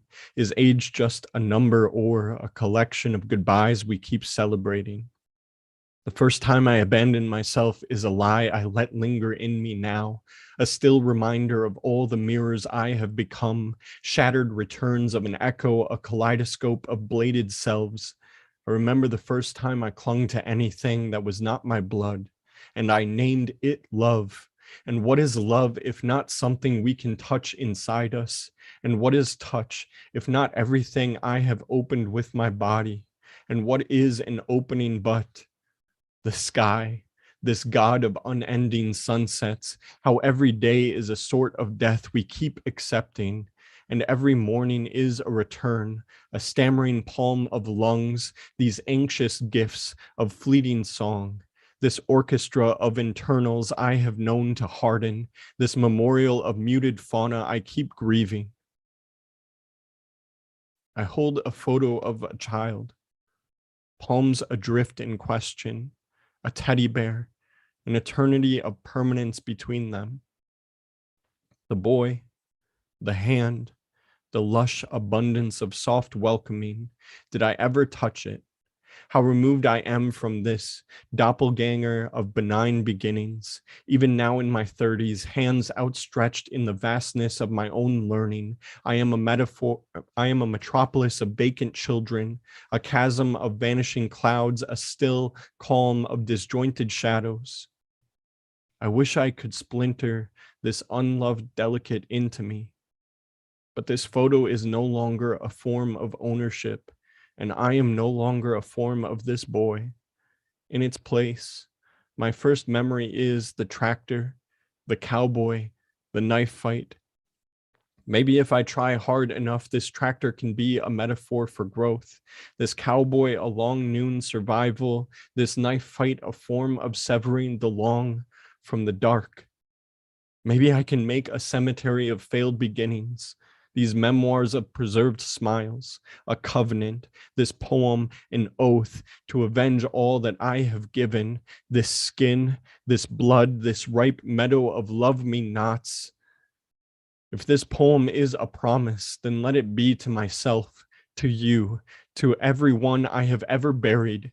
Let it be of a tree I take back from the ground. Let this poem be everything that moves, a startling of melodies we claim and claim again for ourselves. How I want to name this my body, how I want this to feel like forever, this caged existence we call skin, where everything I have touched has touched me, a night so vast it never stops speaking, an answering of wishes we cast out of the dead, and everything leaving like an unnumbering of stars that keeps expanding, burning into this great unknown of fragile existence. Thank you. If you guys want to pick up my book, Atrophy of the Boy Who Became a Wishing Well, definitely DM me for a signed copy. I do a personalized one-of-one poem that will never be read anywhere else, will never exist anywhere else except for in your copy, as well as some like cute little stickers and stuff, like stuff like this, like where it says make us feel things, and it's like a little guy of me. Yeah. And like other stuff like that or whatever. So, but yeah, thank you all for your time, and thank you, Richie, for hosting this space. Thank you, man. Oof, every time, man. Every time you read, like, go ahead and make some noise, guys. Clap it up, snap it up. Always so wonderful. Show some love. Amazing. Right? Buy his book. I'm so Mm. excited for Mike to come in. I've met this person right? in real life. He's wonderful. I know, that's so envious. Yeah, hit up that book author for sure. So any links there, we'll make sure to share on YouTube. Nathaniel Beck. Check out, or you can pick it up from the publisher, right? Three Mile Harbor Press. But why would you do that when you can hit him up personally for that specialized poem? That's like, do it. You know what I'm saying? All right, thank you, Nathaniel. Thanks for coming on. Thank you. And endorsement from Gigi. I love it. Okay, I love the way you set it up today, right? Doing something new, something old. And then of course we have our resident badass who is a translator, right? Because Rob did that earlier. And of course using that format. So of course, you know who's up next, one of our MV Lees. That's right. Lee Martinez Soto back also was rocking the beanie a little bit earlier. So, of course, always all the love in the world. Lee in the house. What's up? Hi. So yeah, I do have some poetry to share. Forget what I was gonna say. I'm gonna start off with the poetry. I'm gonna start with something new, and then something old-ish. So this is something new, and this is called How to Dye a Rose Blue. Color me nostalgic, depressed. The sky blue and the color you think of when you think of space, as I stand over the edge of the same ever-changing story building I have been perched on since birth. Color me ultramarine. Then that dark blue, almost black, almost absence of all as I near the trench. Cerulean then, after I remember this deep-seated fear of the deep unknown sitting just below. Color me the same blue of the roses on your funeral, and the roses spread across time, space, memory you left behind. Color me missing you, this grief staining every second of existing without. Píntame de nostalgia, depresión, el azul celeste y el color que te imaginas cuando piensas en el espacio, mientras me balanceo sobre el borde de ese mismo edificio de pisos siempre cambiantes, en el que he estado encaramado desde mi nacimiento. Píntame ultramarino, luego el azul oscuro, casi negro, casi ausente de todo, conforme me acerco a esta fosa. Cerúleo después de recordar este inmenso miedo profundamente arraigado al desconocido insondable justo debajo. Píntame de ese mismo azul de las rosas en tu funeral y el de las rosas que repartiste a través del espacio, del tiempo, de la memoria que dejaste atrás. Píntame echándote de menos, este dolor manchando cada segundo de mi existir en el que no te encuentras. So that one was for my dad, and this one is a little bit more happy also for my dad because I needed that, and this is called Tonatiuh Ishan, first in Spanish then in English. En tu casa no existen paredes que ensombrezcan tu luz. No hay dolor ni tristeza ni el quebrantado llanto al tenernos presente en tu memoria. En tu casa, tu sonrisa permanece eterna, iluminando las sombras, alimentando de luz solar a las flores que amaste en vida. Pétalos azules cayendo del cielo, regalos del sol para el sol. Es tu casa el valle donde resuenan tus canciones y risas, llegando a nuestros oídos cual melodía de cuna, arrullándonos en el anhelo de encontrarnos una vez más. There are no walls casting shadows over your light in this house of yours.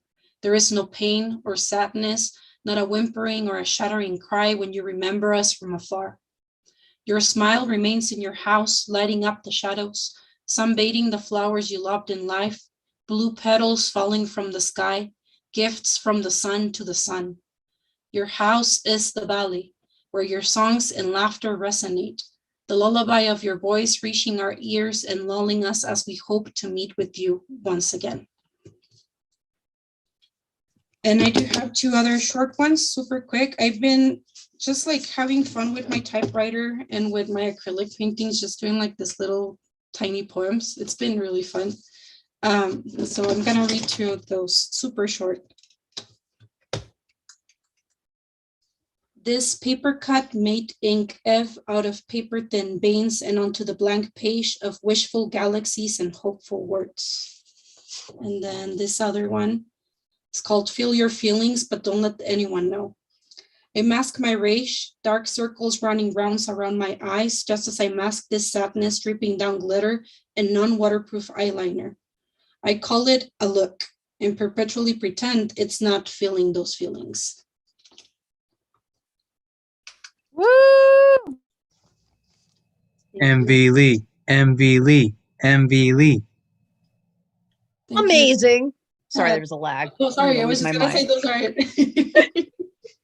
No, that's amazing. I really love what you're doing with that too. You know, always, all you guys are so impressive in the way you guys are finding ways to express yourselves. You know, yeah. So Lee, do you want to promote anything? Ways we can find you, of course, as always, if someone's finding you for the first time. So my the easiest way to find me is on my Linktree at this point, just because people have issues with my Instagram on how to pronounce it. Linktree/cadáveres, as in cadavers with an extra E, cadáveres. If not, just find me on Facebook as Lee Martinez Soto, and I have my Linktree in there as well. Nothing upcoming yet. I do have two books in the works. So hopefully either I get them published or I just publish them myself by next year. And aside from that, oh yeah, if you're in El Paso, pick up your free copies of Chrysalis magazine.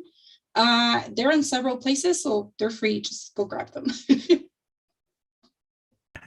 Yeah, absolutely. Thank you so much. Lee is also published in Life and the Time, which is available as well, like at EPCC libraries and stuff like that. You can order it online through Amazon, along with several other of the El Paso poets here that participate regularly.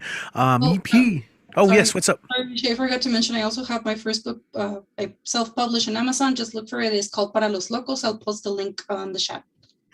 All right, thank you.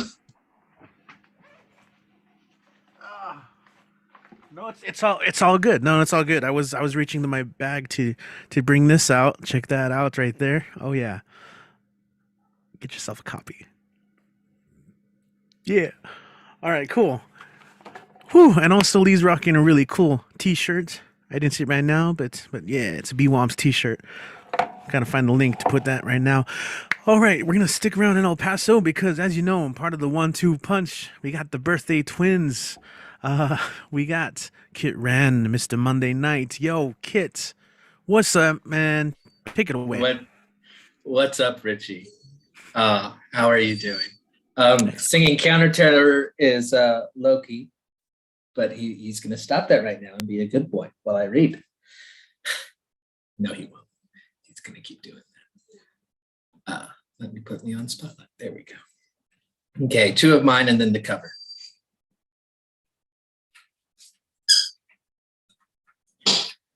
I thank God for the prose poem. I thank God for a backdoor into the heritage of poetry.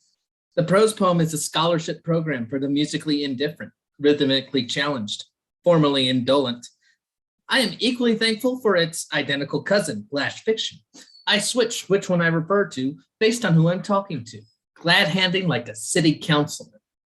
I don't have to babysit characters to an end like a harried novelist. I owe them nothing. I introduce them and move on like the host of a huge party. I forage without taking a plate. I rhyme only when I feel like it. I drink and the wine becomes blood in my stomach. I trip and the trip becomes a metaphor. I accidentally cut my palm and the bandage thanks me for my honesty and vulnerability. Everyone in the ballroom is dancing with a different scrap of clothing that they all take to be me. They can't all be right, but they're dancing. Nobody can fact check a dancer. I'm gonna have to keep throwing this toy while I do this. This is a new frontier, as they all are. New genre. I am present. Just gonna go straight to the next one, sorry. I am present as requested at an awards banquet where I am led to believe I am a betting favorite. As a brief aside, the discovery of betting markets on regional literary awards has profoundly changed my life. Thanks to a 50-to-1 parlay of the National Book Award winner for translated literature and the Prix Goncourt, I'm dressed to the nines. Wearing a morning suit for the first time since my aunt's wedding when I was 14. The doorman stops me and tells me I'm not on the list.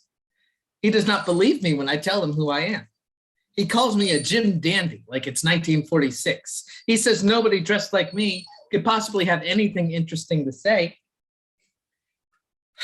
I show him my ID, and he spits on it. He has all of my books, he says, and he finds this ruse disgraceful. He gets ready to spit in my face again. He must be part camel. He takes too long in the windup, and I run away. It's okay. I know the bar staff on the second floor. They razz me a little for the suit. They ask where my date is, but they listen patiently and they sneak me in. Kids, always tip well. I am in the ballroom in time to see my shadow accept my award, dressed like he lives in a train station. The bettors are happy. I should be happy. He says vulgar things that I agree with. I shouldn't want to argue, but I do. I'm pissed. Not at my shadow. I regard him fondly, like a misbehaving dog. Even his faults are great conversation starters. Sorry, I lost my place because this is difficult. I am pissed at all the people who told me to hide him my entire life, who are now giving my shadow a plaque. That is my goddamn plaque. At the very least, it was a collaborative effort. Are they rewarding me, him, for ignoring them? Like riddle-telling trolls? My shadow is on the dais, drinking clear liquor. Oh no. Settling personal scores with people I have mostly succeeded in forgetting. I've been told that to carry on like that makes me tedious, makes me bad company and small-minded. But everyone is laughing like jackals at his recollection of our ex-girlfriend. Oh, this is dangerous. I pray that he avoids a certain 4-letter word. Ooh, but he steers right into that. I knock back a complimentary whiskey and brace myself for the shock and anger. But the room applauds. I can't tell if I'm relieved or scandalized. Don't encourage him. Don't let him wallow. But they're eating it up. My shadow is the only shadow in this ballroom. And this makes everything click in place. Because they're pretending that I, is the only one. I'm onto this scheme. And if there's one thing I hate, it's a fucking scheme. I stand and holler the first thing that comes to mind. A bit from Hawthorne. On every face I see a black veil. The quote goes, because my shadow is saying it too. He bro nods at me. He bro nods at me on the dais. I bro nod back. I'll see you at the house, he says. The crowd murmurs. We broke the illusion. They're arguing in whispers about which of us is real. We both are, you stupid idiots, says my shadow.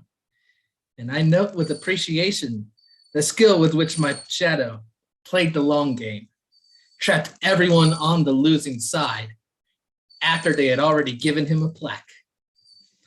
I make my way out through the kitchen before the security guard can hawk one at me again. You know, it's really sad, all these people who are not friends with their shadows. How do they know who they are? How do they know where they end?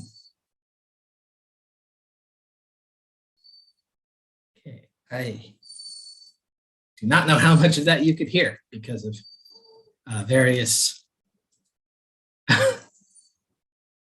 situations here. Oh, it's fine, man. It's We fine. heard you. Okay. You're great. You're good. We heard all of it. Yeah. Just we're Okay. laughing because Loki's living up to his name. I know, creating all sorts of nuisances. That's okay though. He makes up for it. You'll just have to trust me. But for the cover, this is a cover I'm dedicated to Richie and every other teacher out there. It's had to deal with finals. This is called Robert Frost by George Bilger. Over there on the dining table are just 25 of the thousands of essays on the poetry of Robert Frost produced this week alone in the USA. The world leader in essays on Robert Frost. The essays are about ambiguity in The Road Not Taken, and also ambiguity in Stopping by Woods on a Snowy Evening. Every year, the English majors of America must read these poems and analyze their ambiguity, or compare and contrast their ambiguity in 5 double-spaced pages. And the English teachers of America must read these pages and determine whether they are incisive or not incisive. I am one of those teachers. I try to do my share, because if we don't do this, if Frost's ambiguity is not discussed, and if these discussions are not assessed and then finally graded, what's the point of all this? What are we doing here? Therefore, I must walk over to the dining room table and determine whether are incisive or not incisive. And yet 2 days have passed, an entire weekend, and it's Sunday evening, and I'm having a glass of wine, and the essays on ambiguity in the poetry of Robert Frost remain unassessed by me. And this is getting very serious.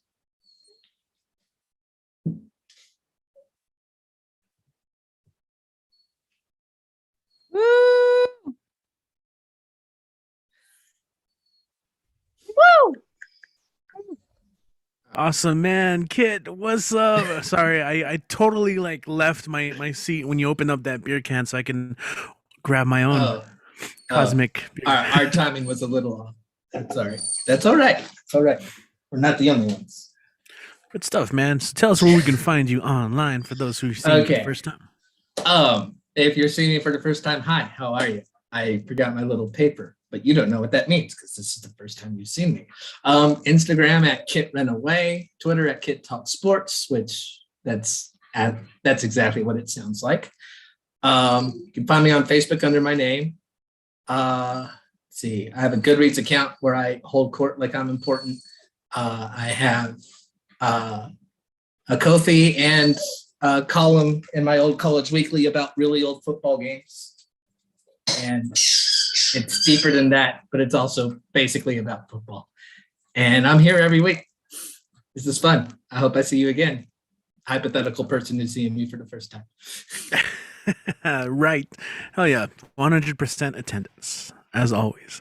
Dig it. Awesome. Let's go and keep going though, because first of all, I want to give a shout out to Finn Bell, who is here checking it out and signed up, but I'm going to step down tonight just to listen, so feel better and check out Fincabulary, the open mic, the podcast, and of course, Poets Lighthouse on Poetry Global Network, PGN on YouTube. We're going to go ahead and go to New Jersey. Terry Rose. What is up, Terry? Believe you're still here? Hold on, I have to check. Yeah. Hey, still what's here. up? How are you? How are you? I'm good. How are you? Excellent. I know we like asked each other at the same time, right? Oh, gotta rock the beanie. All right, here we are. Hi, Terry. Hey. Okay. I was waiting for Finn to go, but I guess she's not going. So here. The camera is not at a very good angle for me. So, hold on one second. Okay, there we go. I'm going to read a poem that was from Tumble Words and from a workshop that Camlin was facilitating. And it was in response to a painting that she did and with koi fish or fighter fish.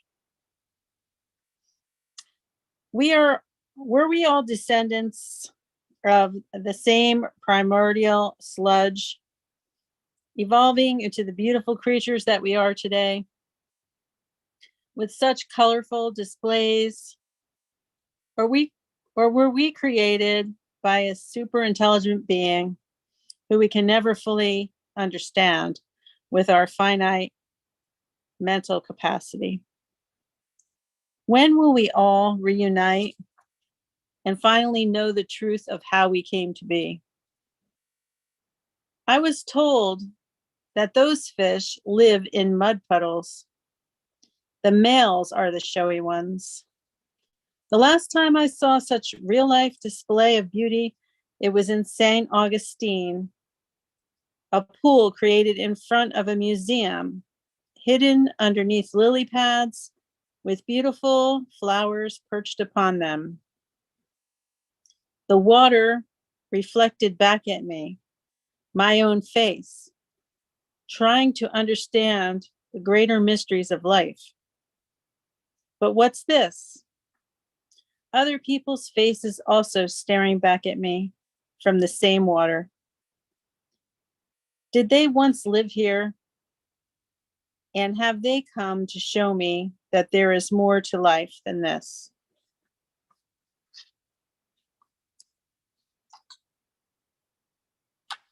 Then I have a couple of haikus. I also wrote eyes drawn to black and white checkerboard serpent. That's the first one. Decay in oceans, polluted with trash, killing all sea life. Second one.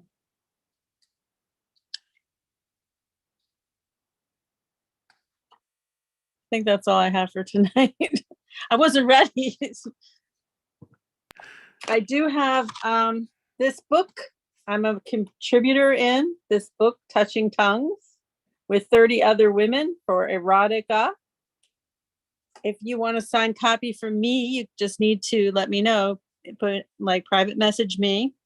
I'm on Facebook under Terry Rose Jurtson. I'm on Instagram under iFunny's Mom. I'll put it in the chat. I have some events coming up, one of which I'm going to be on the 22nd of January, guest hosting. I don't know what they call it. One of the Tumble Words. I think we're going to do poetry, or no, there's a theme of love and peace, but that may or may not be the same one that we're going to keep, but that was my idea. And then there's going to be poetry games on the Forever 7. I think that's on the 16th, but I'll put it in the chat. Thank you. All right, right on. Thank you, Terry. Out of Jersey, Terry Rose. Thank you. And yeah, looking forward to that. For those of you on YouTube right now and wondering, you heard that drop a couple times, Tumblr Words. Hit up the Tumblr Words Writing Project on Facebook. Be kept up to date with all the stuff and join us for live writing workshops. And when I say us, I don't go as often as I should and as I need to, but Kit holds it down, Donna Snyder, the whole crew. We talked about Kemlin doing a great job this past weekend and looking forward to Terry's. And of course, a lot of people who've presented today have also led workshops. Very exciting stuff. All right, cool. Let's see. Yeah, so I'm sorry, I didn't mean to catch you off guard like that. Should have mentioned it in the chat earlier. Let's see if our next performer is ready. Hopefully, we're gonna go back to El Paso. Next up, we have Patty. Let me just do that. Pass it over. Pass it around. Is Patty in the house? I didn't give any warning, so that could also be the case. And also, I don't have the song, the intro song, the typical one. If you've been to a live event, you know that Patty has her own custom theme song that I play at every open mic when I have the chance to do so. So, Patty, what's up? I don't know if you can hear me from the ether. I'm just gonna yell really loud. Patty. Maybe I'll come back to you. Possibly. Okay, cool. While we're waiting for that to happen, waiting to summon Patty, if you guys have a little bit extra cash and want to donate, I do have this info right here. That is, of course, if you have that available. Venmo, Cash App, PayPal supports really, all this stuff that, the Zoom license and all that, which is nice, right? It's a monthly cost. So Patty, maybe we'll come back. I don't know. Sometimes errands happen, So let's just go ahead for now. Continue on with the mic. Let's go to Cincinnati. We have, and I still don't have precisely how you want to say your name. I want to say Rowena, the one I didn't say. Dang it. Awesome. Hey, what's up? Welcome back. Let's go ahead and take it away and do your thing. Hi, everybody. This is dedicated to anyone who has lost someone that they love. It's called mourning. An unfeeling sun invades my shelter sanctuary. Another day forced to rise, for routines must be followed. Idleness is not allowed. So again, the thoughts roll through my head of how I shall go on now with you gone. distance dividing, miles separating twin souls. For if only heaven had visiting hours, may the angels who protected you in life also protect you in death. I wish I could see the wings upon your back, because I always knew you could fly. Thank you. All right, awesome. Did you have? Yes, make some noise, clap it up. That was awesome. Do you have? I mean, of course, as always, anything you'd like to share, ways in which people can connect with you, anything you got coming up? Rowena writes on Facebook and Instagram. Awesome. Okay, thank you. And as always, great to have you here. Thanks for joining us and tuning in. Awesome. Shout out to Cincy. You got the Cincy shirt right now, rocking. All right, cool. All right, let's keep going. Let's see. Patty, if you're here and ready, just shoot me a message, a private message, just so I can know when to call you up. But until then, and of course, yes, any links you guys want to share it down in the chat. But let's keep going. We have a debut, another one. Awesome. I love it. Every open mic when we have a debut, one is great. When we have several, even better, right?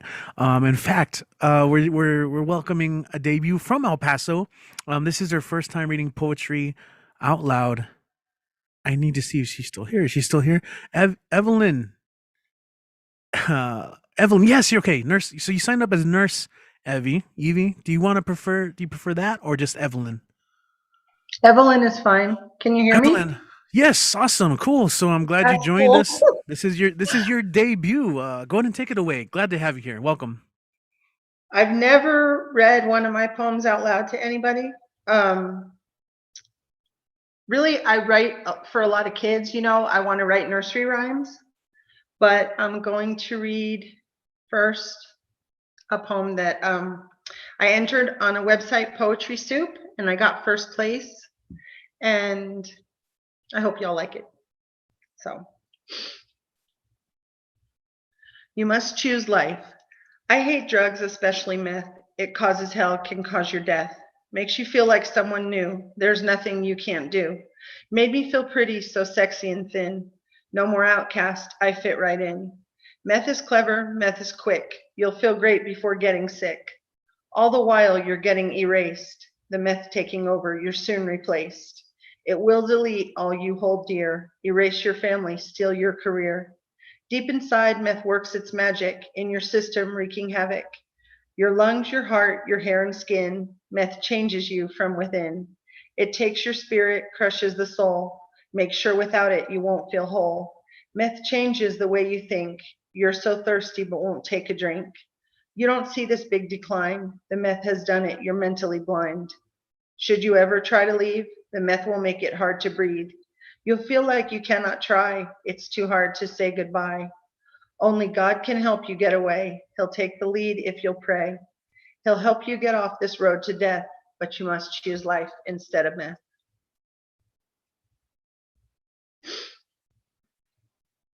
All right. Yeah. Thank you. Yes. Lots of people joining you on the chat with that sentiment.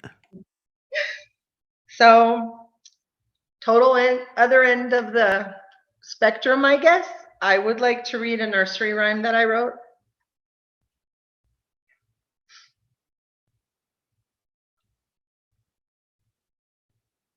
I'd like to write a nursery rhyme for every girl and boy, one they'd rather hear than playing with a toy. I'd like to write a nursery rhyme that stay forever in your head, one that children ask you for each night as they go to bed. I'd like to write a nursery rhyme with easy words to say, one with a type of melody that never goes away. I'd like to write a nursery rhyme that would let a child know it's okay to make mistakes, we learn as we grow. I'd like to write a nursery rhyme that talks of God above, one that reinforces faith. He created us with love. All right. Yeah, that's it. Awesome. Evelyn, thanks for joining us. I'm glad that you took the step and you decided to share your work. One of us. Keep coming through. One of us. One of us. One I of was us. really nervous. One of us. Everybody writes really, everyone that I've heard tonight, like this great, deep poetry, and it's awesome. Yeah, keep writing, keep coming out to share your work. We would love to have you, and of course, you're more than welcome to join us at our live shows. We're doing live open mics in El Paso as well. So, yes, please come back. Is there anything you'd like to promote right now, or ways in which people can connect with you if they'd like? Right now, I'm only on Poetry Soup, which is a website for poets. I really like it in case y'all don't know about it, just like I didn't know about this group. There's some very seasoned poets and they give you great comments and they will tell you things like one time they said my poem was formatted like third grade. That kind of bothered me, but they also give good compliments and I think it's a really good forum there. And a girl that is on there just published a book called Nursery Rhymes from Around the World, and I have 2 poems in that book, so I'm pretty happy. All right, awesome. Yes, Poetry Soup. Never heard of it, but definitely check it out. Glad to have you here, and now you have another community to share your work with. You know what I'm saying? And I think get some good constructive feedback. I think as well if you ask for it. All right, so all right. Yes, let's go ahead and yes, if you heard Tumble Words, definitely check out Tumble Words. Good writing, especially if you need to write more. All right, yes, Evelyn made a debut. Awesome. We have a return. Tina's rocked the mic here a couple times and has done some really cool things. And you're in Bali. You're in Bali. Yes, awesome. I'm gonna Yes, share some I'm painting. home. Yes, return. Tina, take it away. Okay, let's see. Gonna do a mixing today.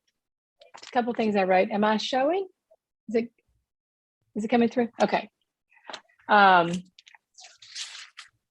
little written things and some art to go with it. First one, it's called Dreams.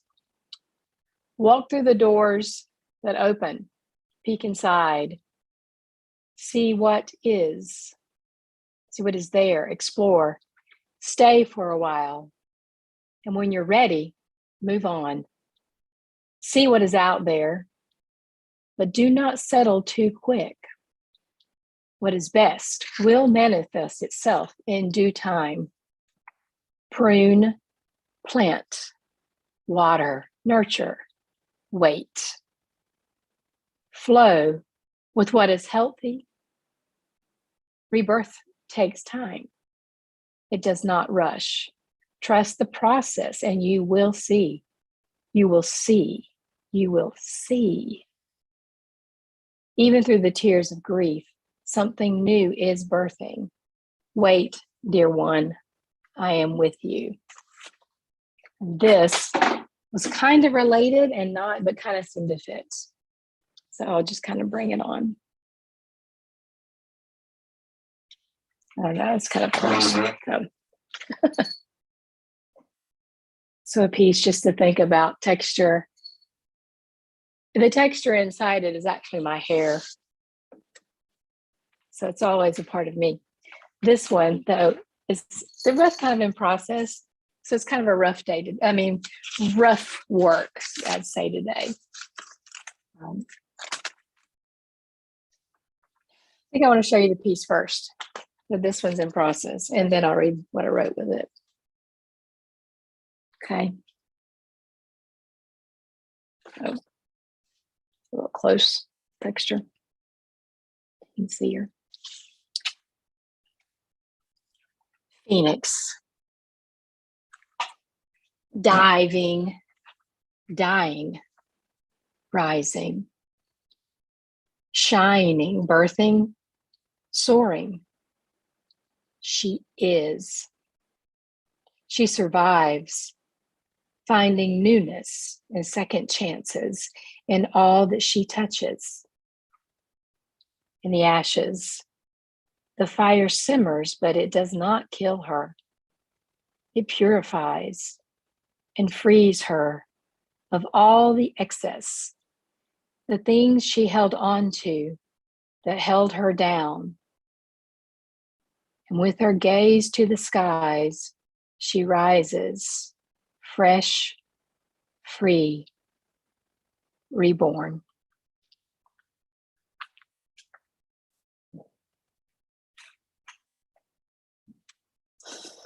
Awesome. Yeah. Yes. Thank you, Tina. Awesome. Took me on mute, but yes, make some noise. Yeah. All the props. All the props. Yeah, it's great to have you. It's been a little while, so it's great to have you back. Tina, do you have a website of stuff you'd like to share your work on and ways we can connect? I now actually have a website. It's still kind of getting its feedback, but it's live now because there's no way I can get feedback on what I need to work on and all my wonderful typos and such things. But the website is artworksmindbodyspirit.com. And so it's something that I'm working on, putting some things out there, taking some steps. So yeah, coming to you from hot Bali. And so yeah, I can be with you longer. It's 1:30 in the afternoon here, so. Oh, that's awesome. Well, greetings from the past. Enjoy the future. Thank you, Tina, so much, and congrats on that website. If you want to put that in the chat as well, so people can check it out for sure. All right, so we're gonna go from Bali to Washington, D.C., where our homie Ed Poetastic is hanging out and hopefully still with us. Ed, how you doing, man? You still with us? Yeah, I'm still with you. Thank you Yeah, for there you- making me red, then blue. All right, man. Go and do your thing. Go. Sure, no problem. Thanks, Richie, for having me here with extra love and cheer. Thank you, everyone. My name is Ed Potastic. Hope you feel fantastic. Please give me the time to control my rhyme for all you feel sublime. I have 3 pieces, so you know they're going to rhyme. Okay, first the chime is, the fight isn't over. The fight isn't over. There's still air in your lungs. The fight isn't over. There's still blood in your veins. The fight isn't over. There's still steel in your bones. The fight isn't over. There's still light in the darkness. The fight isn't over. There's still days for your tomorrows. The fight isn't over. There's still life in the abyss. The fight isn't over. There's still time in the hourglass. The fight isn't over. There's still fire in your heart. The fight isn't over. There's still water in your eyes. The fight isn't over. There's still wind beneath your legs. The fight isn't over. There's still stone in your fist. The fight isn't over. There's still doors in the horizon. The fight isn't over. There's still gales in your mind. The fight isn't over. There's still a moon in your night. The fight isn't over. There's still dreams in the river. The fight isn't over. There's still a sun in the atmosphere. The fight isn't over. There's still clouds in your skies. The fight is never over. Okay, I got another one. This is called Dirt and Snow. A clean slate, there's no such thing. Everything is dirty, even your clothes and rings. Clean slate, you and I aren't holy. If you believe, you're not telling the whole story. Clean slate, everyone did or done something unclean. Don't scowl at me, I don't want to be mean. Clean slate, you think your flaw is perfection. Trust me, that word has no logical satisfaction. Clean slate, we're all been or being abused about some a-hole. Thank goodness we still have a heart and a soul. Clean slate, you can't be innocent in this world. Some things can make you barf and hurl. Clean slate, please stop lying to yourself. Childhood memories, oh, you hide that book on the shelf. Clean slate, there was one man who was holy and supreme. He wanted to save, but couldn't because of the fiends. Clean slate, you don't know? This world will eat and drink you alive. You're innocent and delicious as soda or wine. Clean slate, you think it's that easy to forget or forgive? No, the mud's with you whenever you go or live. Clean slate, toss it far and deep in the dirt. We all know denial hurts. Clean slate, please learn and don't do it ever again. Tell your family and friends before you reach a blank end. Thank you. I got one more in store for an encore. This is called M Quotes. Woo! Great moments in cinema. Great moments in cinema has to be the memorable quotes, always leaving us on a higher note. May the force be with you. Hold on to what's true. There's no place like home. Throw outside your dome. I'm the king of the world! Set sail across the spiral. Carpum diem. Seize the day, boys, and make your lives extraordinary. Make your life more than ordinary. Elementary, my dear Watson. Think and collect in all situations. It's alive! It's alive! Get up and strive to survive. My mama always said life was like a box of chocolates. You never know what you're going to get. Always be grateful and never forget. I'll be back. Come back for a little snack. You're going to need a bigger boat. Don't want to die on a low note. Here's looking at you, kid. Be proud of what you did. My precious. Beware of obsessions. Houston, we have a problem. Don't put them away, but solve them. There's no crying in baseball. That's not true. Stand tall. E.T. phone home. Come back to your comfort honeycomb. You can't handle the truth. Take it so you can improve. A martini, shaken and not stirred. All drinks are tasty if you prefer. Life is a banquet.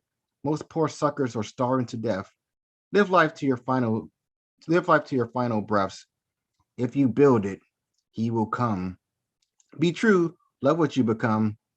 The stuff that dreams are made of is made from hard work and love. Keep your friends close, but your enemies closer. Stay close, but don't lose your composure.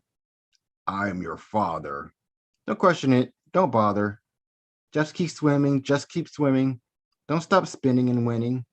Today, I consider the luckiest man on the face of the earth. Love life and fortune will give birth. You is kind. You is smart. You is important. Be you even if you're a butterfly or an ant.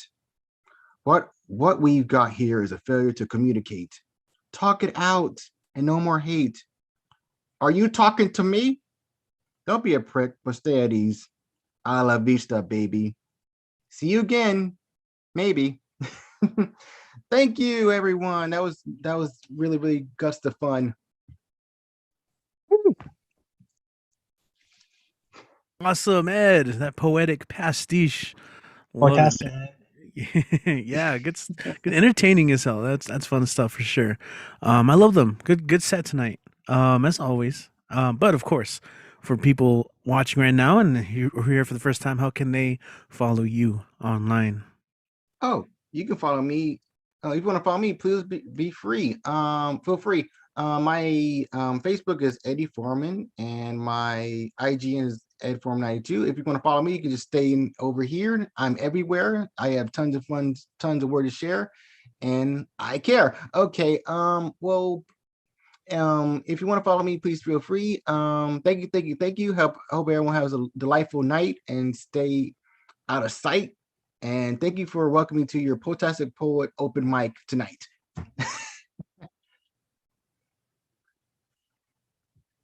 I've been staying muted accidentally a couple times tonight. Yes, ubiquitous Ed, poetastic. He's all over the place. He's everywhere. All right, man. We're gonna go from Washington D.C. to Malaysia. We have Julian Matthews up next, who he just signed up and he's here. He's sticking around. What's up, Julian? Welcome back to the show. Just a couple of poems. Delivered. And so we sit at the table partaking of the first meal since the lockdown. The potluck of the homemade, home-cooked, home-delivered. A gathering of friends, new and old. Unmuted, unzoomed, live, in person, fully embodied.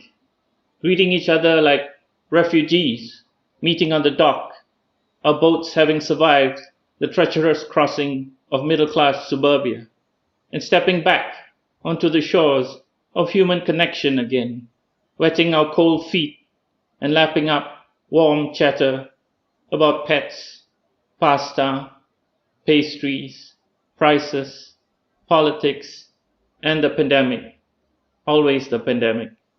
And thankfully, our common love of books and writing and poetry, and missing sitting in darkened theaters with strangers to watch a movie or a play, or just chilling with a warm-up pre-concert cocktail, perhaps a Long Island tea or two before listening to an orchestra, fingers fondling keys, bows caressing strings, lips pressed against mouthpieces, hugging tubas, the tisches of sticks on cymbals, being enveloped by the sense surround sound of music played by real, in the flesh, humans.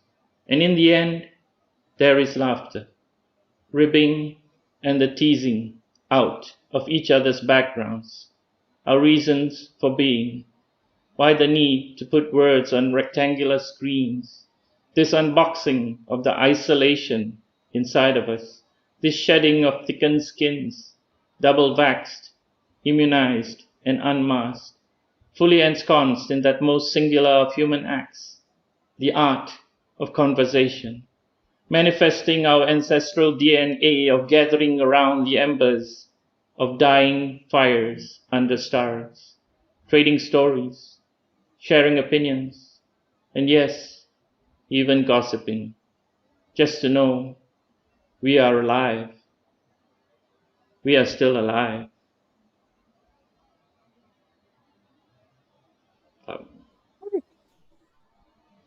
Have another time for another? Yeah, go for it, man. Do it. Yeah. So this is from New Yorkers team, Clean Slate. Clean slate, slate cleaner. Look here. This year, it's a magic mirror. It's a reflection of who you are, who you once were, who you are in the future. Swipe left or right. Wipe your slate clean. Be a slate cleaner. Begin again. You can be anything you want here.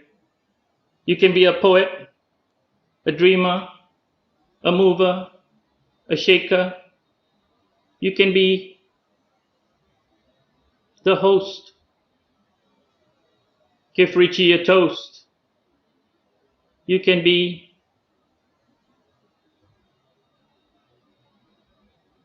the co-host. That's Kit. He's not a ghost. You can be in a real metaverse of your own making, not Mark.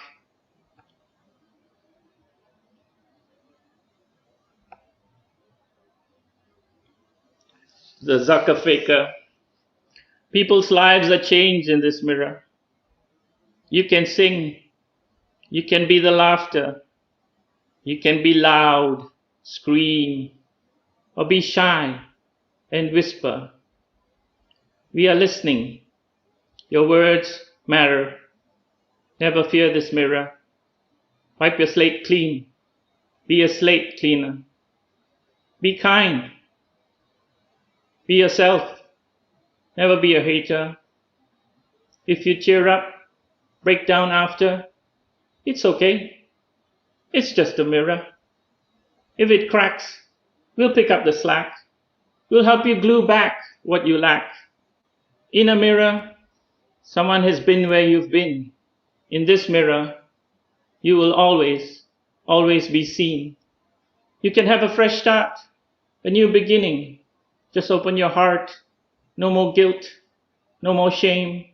Be proud of your own name.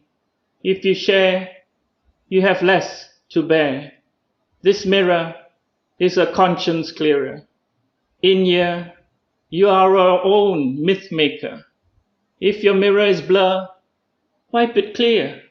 If you stumble, cry, lose it after, there's always someone who'll inquire, find you, and hold space for you here. Respect this mirror. It's a reflection that endears. It's a clean slate. Be a slate cleaner. Then fade away.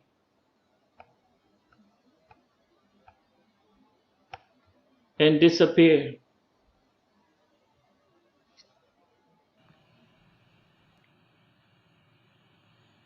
Yo, Yo, what? Julian. wow.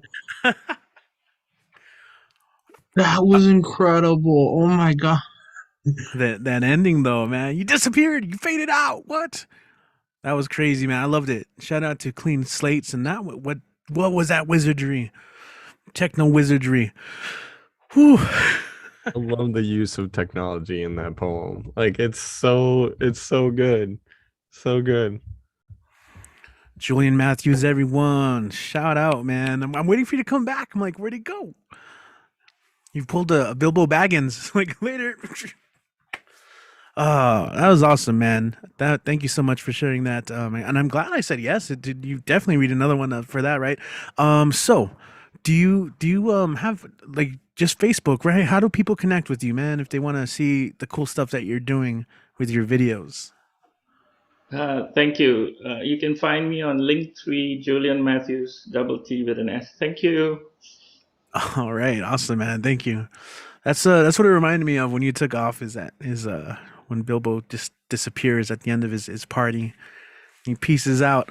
Um, yeah, I was tripping out because I was listening, and then like out of my periphery, I saw myself on the screen. I was like, oh no, it switched back to me. But I'm like, wait a minute, I'm not even wearing that, and I'm not even doing this. And oh man, my brain broke for a little bit there, which was great. It was awesome, man. Great poem too, of course, just on its own. But awesome stuff. Okay, let's go and keep going. We're gonna go from Malaysia to Los Angeles, where we have Mr. Dessel Somok back on the mic. He's got some poetry and maybe some music. What we got for today? And as always, I'd like to say that class is now in session. It's another test talk. What's up? What's How's up, it going, Mr. man? Richie? Not So I much. have one and one, so we'll do the boring stuff first and do the music. Ready?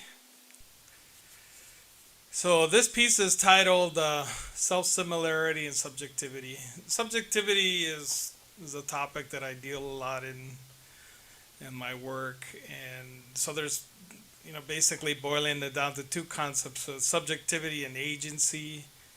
And subjectivity is typically like the end result of lots of processes that are layered, and agency is like what are you able to do within within the realm of subjectivization. So this is self-similarity and subjectivity, just to put it in context. In 1960s, Benoit Mandelbrot investigated the concept of self-similarity in papers such as How Long is the Coast of Britain? Statistically, self-similarity in fractional dimension, which built on earlier work by Louis Fry Richardson. In 1975, Mandelbrot coined the word fractal to denote an object whose Hootsdorf-Vesikovich dimension is greater than its topological dimension. From these works came important concepts, fractals and self-similarity, and I'll explain a little bit each one of them from a poetic perspective. In mathematics, a self-similar object is exactly or approximately similar to a part of itself, i.e., for example, the whole has the same shape as one or more of the parts. Many objects in the real world, such as coastlines, are statistically self-similar. Parts of them show the same statistical properties as at many scales. Self-similarity is a typical property of fractals. So the answer to the paper is that the coastline is infinite. You can't really measure it, the distance of the coastline. And so I know that's very challenging, and I'll talk a little bit more about it. Scale invariance is an exact form of self-similarity where at any magnification there is a smaller piece of the object that is similar to the whole. For instance, a side of the Koch snowflake is both symmetrical and scale invariant. It can be continually magnified times 3 without changing the shape. That's what we mean by what the concept self-similar means. And so this leads, there's basically two main semantical concepts that we deal with in poetry. One of them is the metaphor, which says two objects are almost the same. They have features 1 through n that are the same. Then there's extra features that are different, but we can kind of say they're the same. So it's a kind of an approximate equivalence. And then there is the other concept that we use in poetry is that where we have a piece of something stand for the whole. That was the whole concept of the fractal, where we call it monotony or metonymy, I think it's what it's called, metonymy, where like somebody will say, oh, the ham sandwich wants that, meaning the person who ordered the ham sandwich, you can make an implosion of a contraction and you call them the same thing. And so these are the two main semantic tools that we really can use as poets, and we don't really ever talk about the mechanics of how the poetry comes to be, but we're either making a metaphorical differential equivalence, or we're making a substitution for something with something else. So we have substitution or almost the same as the basic concepts of the work that we do. And so that leads me to this other concept, which is the two notions that come from those two mechanics that we use in writing poetry, which is difference versus generality, right? Generality refers to events that are connected through cycles, equalities, and laws. Most phenomena that can be directly described by science are generalities. Seemingly isolated events will occur in the same way over and over again because they are governed by the same laws. Water will flow downhill. Sunlight will create warmth because of principles that apply broadly in the human realm. Behavior that accord with norms and laws count as generalities for similar reasons. Science deals mostly with generalities because it seeks to predict reality using reduction and equivalence. And the other is repetition. Repetition, you guys will recall that Borges' story in which Pierre Menard reproduces the exact text of Don Quixote is a quintessential repetition. The repetition of Cervantes in Menard takes on a magical quality by virtue of its translation into a different time and place. For humans, repetition is inherently transgressive. Humor and irony as lines of escapes from the generalities of society. Humor and irony are in league with repetition because they create distance from the laws and the norms, even while reenacting them. Here we define repetition as difference without a concept. Repetition is thus relying on difference more deeply than it is opposed to it. Further, profound repetition will be characterized by profound difference. Difference in itself.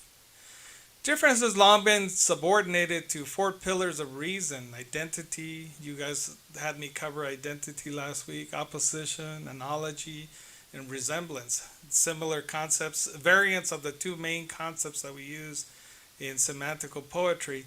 Difference has been treated as secondary characteristic which emerges when one compares pre-existing things that can be said to have difference. This network of direct relation between identities roughly overlays a much more subtle and involuted network of real difference, gradients, intensities, overlaps, and so forth. Difference of being, as there has only ever been one ontological proposition. Being is univocal. A single voice raises the clamor of being.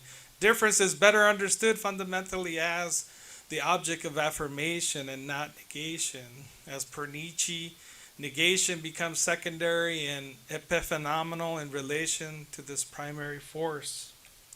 Difference for itself, the notion that there is no time but the present, which contains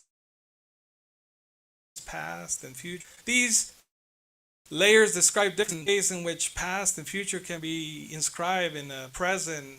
As this inscription grows more complicated, the status of the present itself becomes more abstract. And I'll get you to the conclusion because it's much, much longer. Difference in the state of permanent revolution would characterize eternal return, and that of the politician who is above all concerned to deny that which is differs, so as to conserve or prolong and establish historical order. Contraction is not the weapon of the ordinary people, but rather the manner in which those empowered to defend and preserve themselves, the shadow behind which it maintains its claim to decide what the problems are. The more our daily life appears standardized, stereotyped, and subject to an accelerated reproduction of objects of consumption, the more art must be injected into it in order to extract from it that little difference which plays simultaneously between other levels of repetition, and even order to make the two extremes resonate, namely the habitual series of consumption and the instinctual series of destruction and death.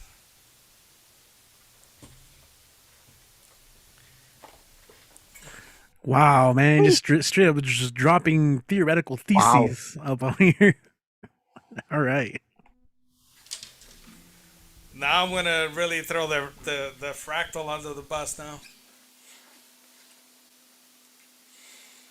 right.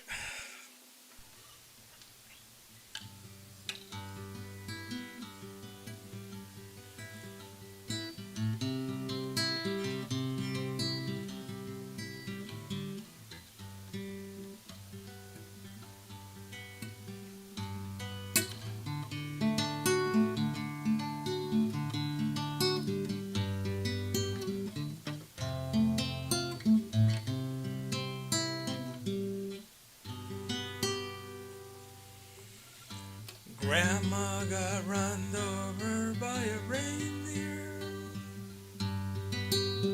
walking home from her house Christmas Eve. You can say there's no such thing as Santa, but as for me and Grandpa, we believe.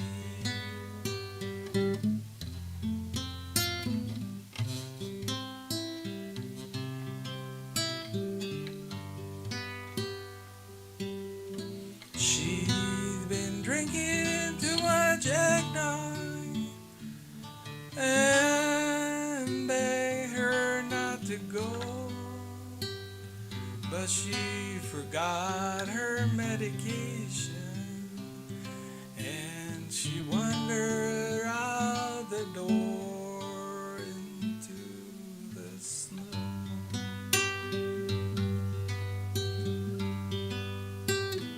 When we found her Christmas Day morning at the scene of attack, there were hoof prints on her forehead and incriminating claw mark on her back.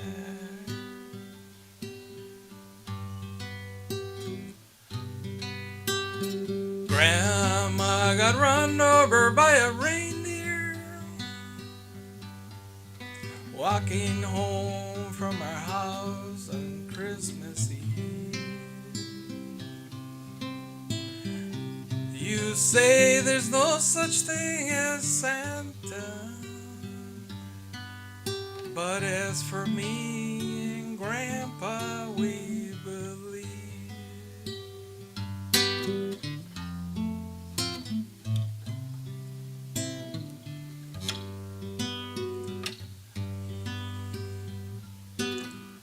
Now we're all so proud of Grandpa.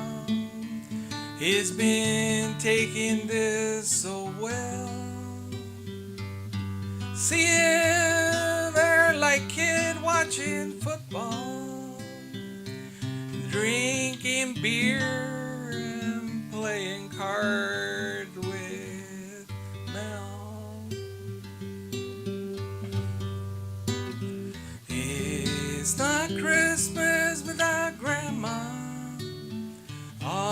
family dressed in black. And we can't help but wonder, should we open up her gifts or send them back?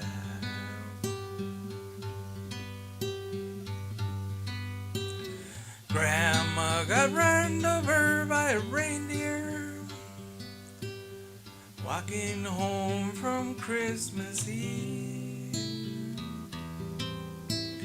You can say there's no such thing as Santa, but if me and kid we believe.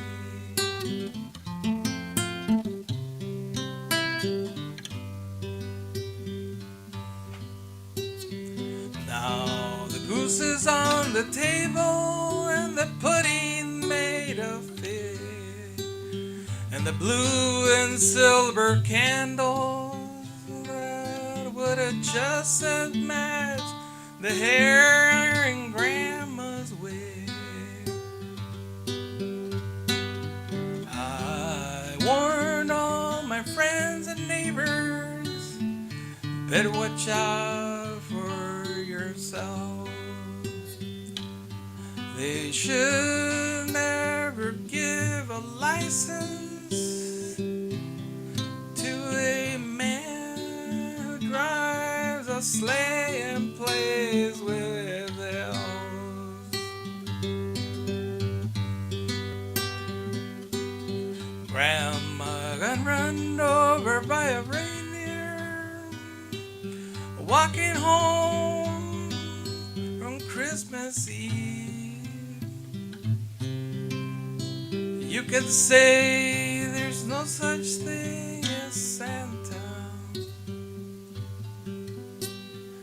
but it's for me and Grandpa, or kid, we believe.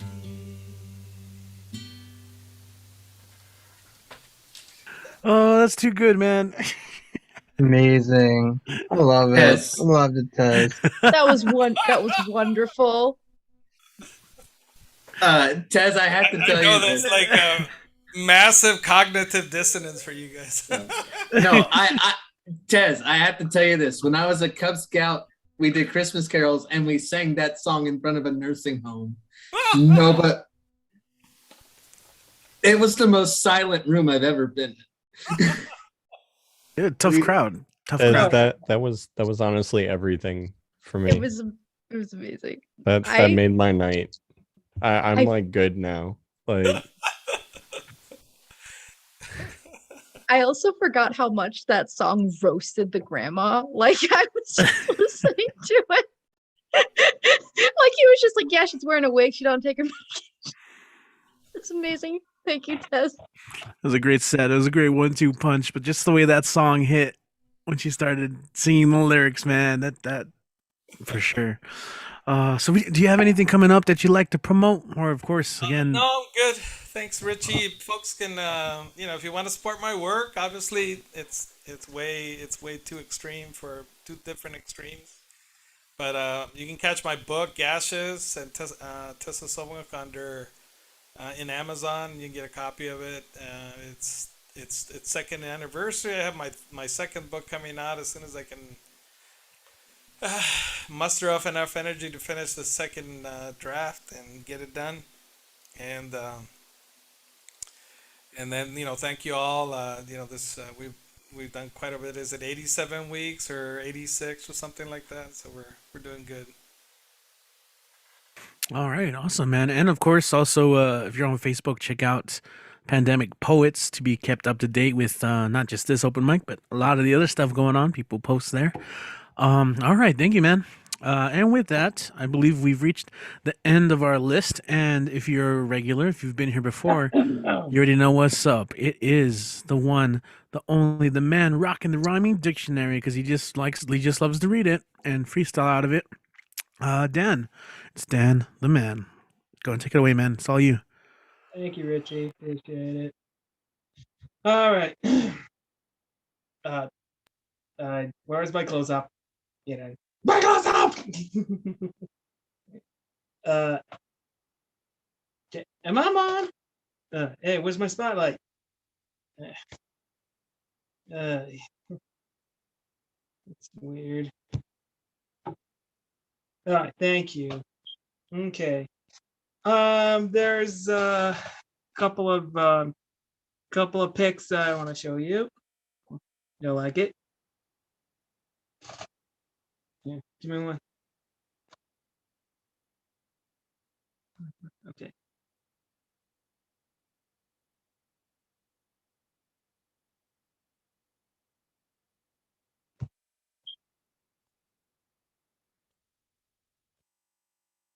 Oh, blast toys, where the hell is it? I'm sorry. Okay.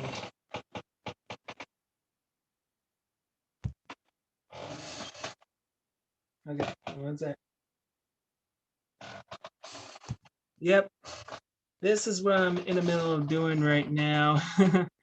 Yeah, so yep, so that pic right here is me and the band, and the band, how's it called again? Lit. Yeah, that's right, Lit. Because I Am My Own with Sandy and Ziploc. They were here in El Paso 2 years ago for Mardi Gras for the Speaking Rock. Yep. Okay, let me show you another one.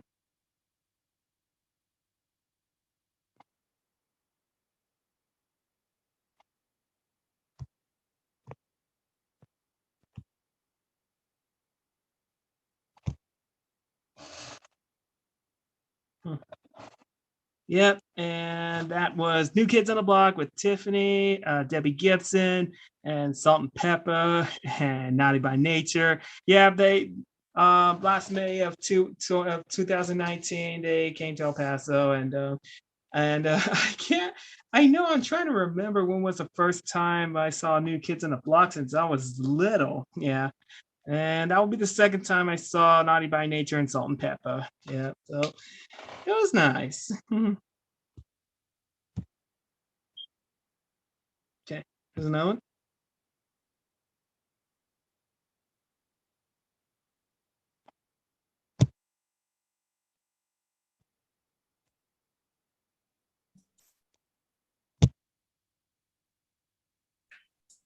Okay.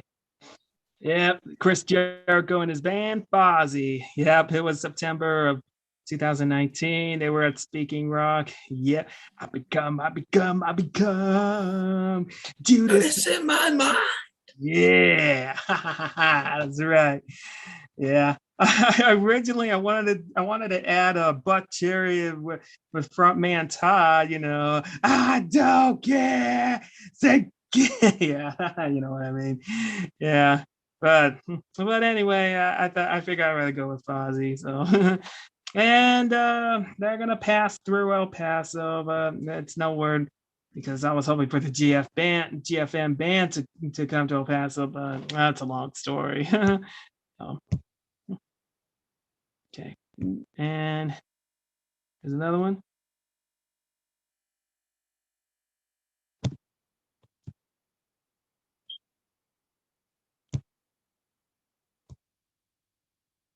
Yep.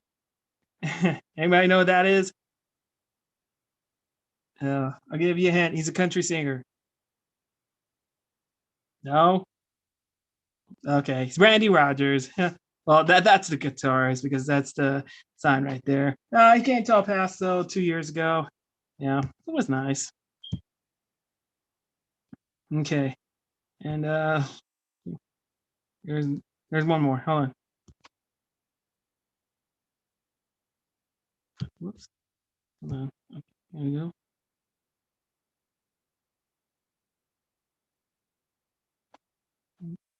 Where is it? Where is it? Where is it? Okay. Okay. Yep, this is before COVID. Yep, there's me and Brandon B. Johnson, Chang, the best of 306. I was at Kiss concert, POD, and me and Jennifer Hahn.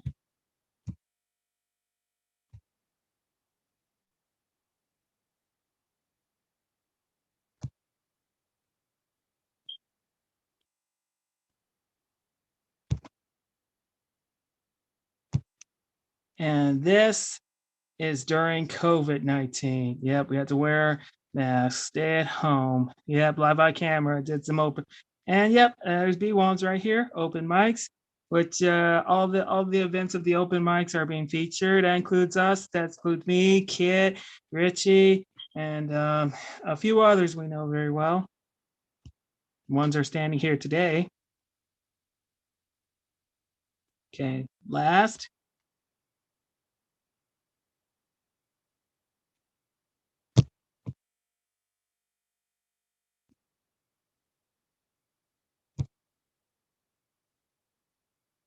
Yep, that's right. Part still had to wear a mask during COVID-19.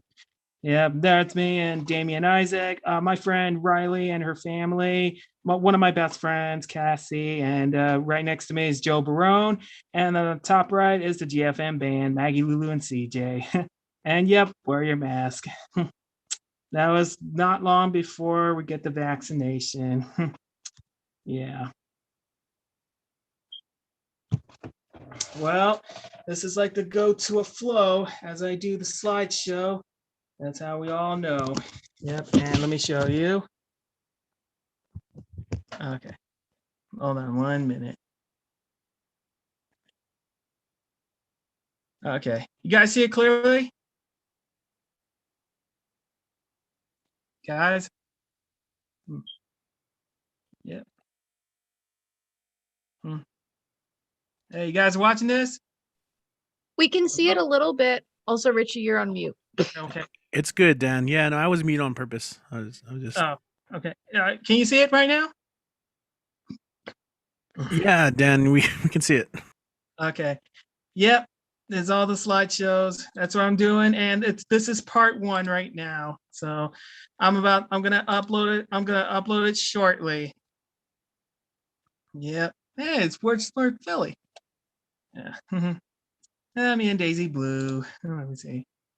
Me and Beth Tormenta. Oh, look, routine 7. I think that's. There's Denise.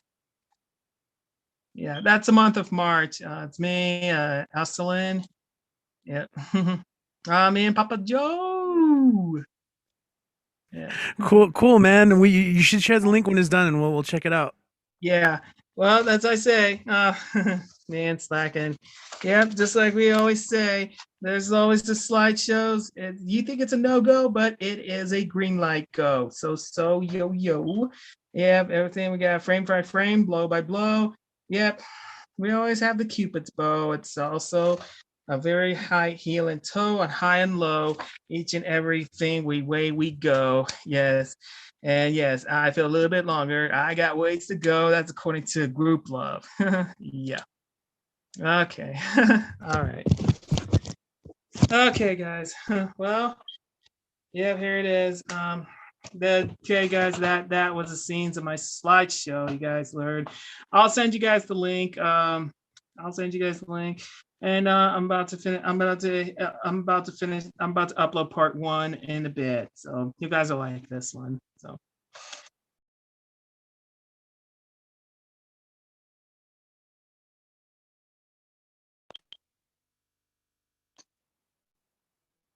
Okay, give me a minute.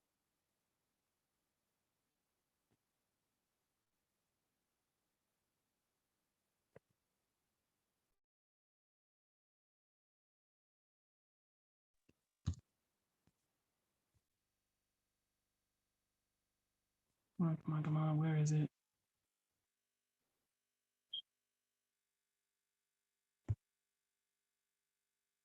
All right, hold on. Okay, there it is. Read it and weep it. Find Dan the Man's Weekly on YouTube, Twitter, Instagram, Facebook, hashtag. Yep, y'all know the rest. Okay, guys, stay tuned for part 1 of my Best of 2021 slideshow. All right, guys. Okay, guys, thank you so much for watching, and I'll see you next Monday. Back to you, Richie. Let's close it out. What if I don't want to, Dan? What if I don't want to close it out? What if this becomes like a 48-hour stream, and it becomes a thing for fundraiser?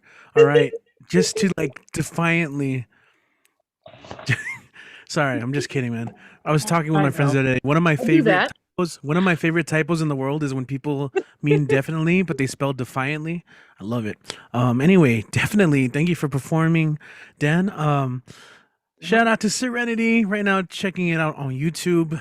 Serenity is an awesome poet. You should definitely join us when you have a chance. We do this on Zoom, and of course, we're on YouTube. But shout out to everyone who signed up and performs tonight.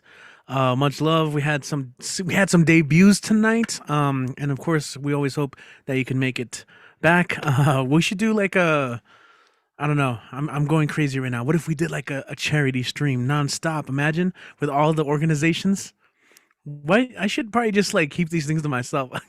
But we can plan stuff. That'd be interesting.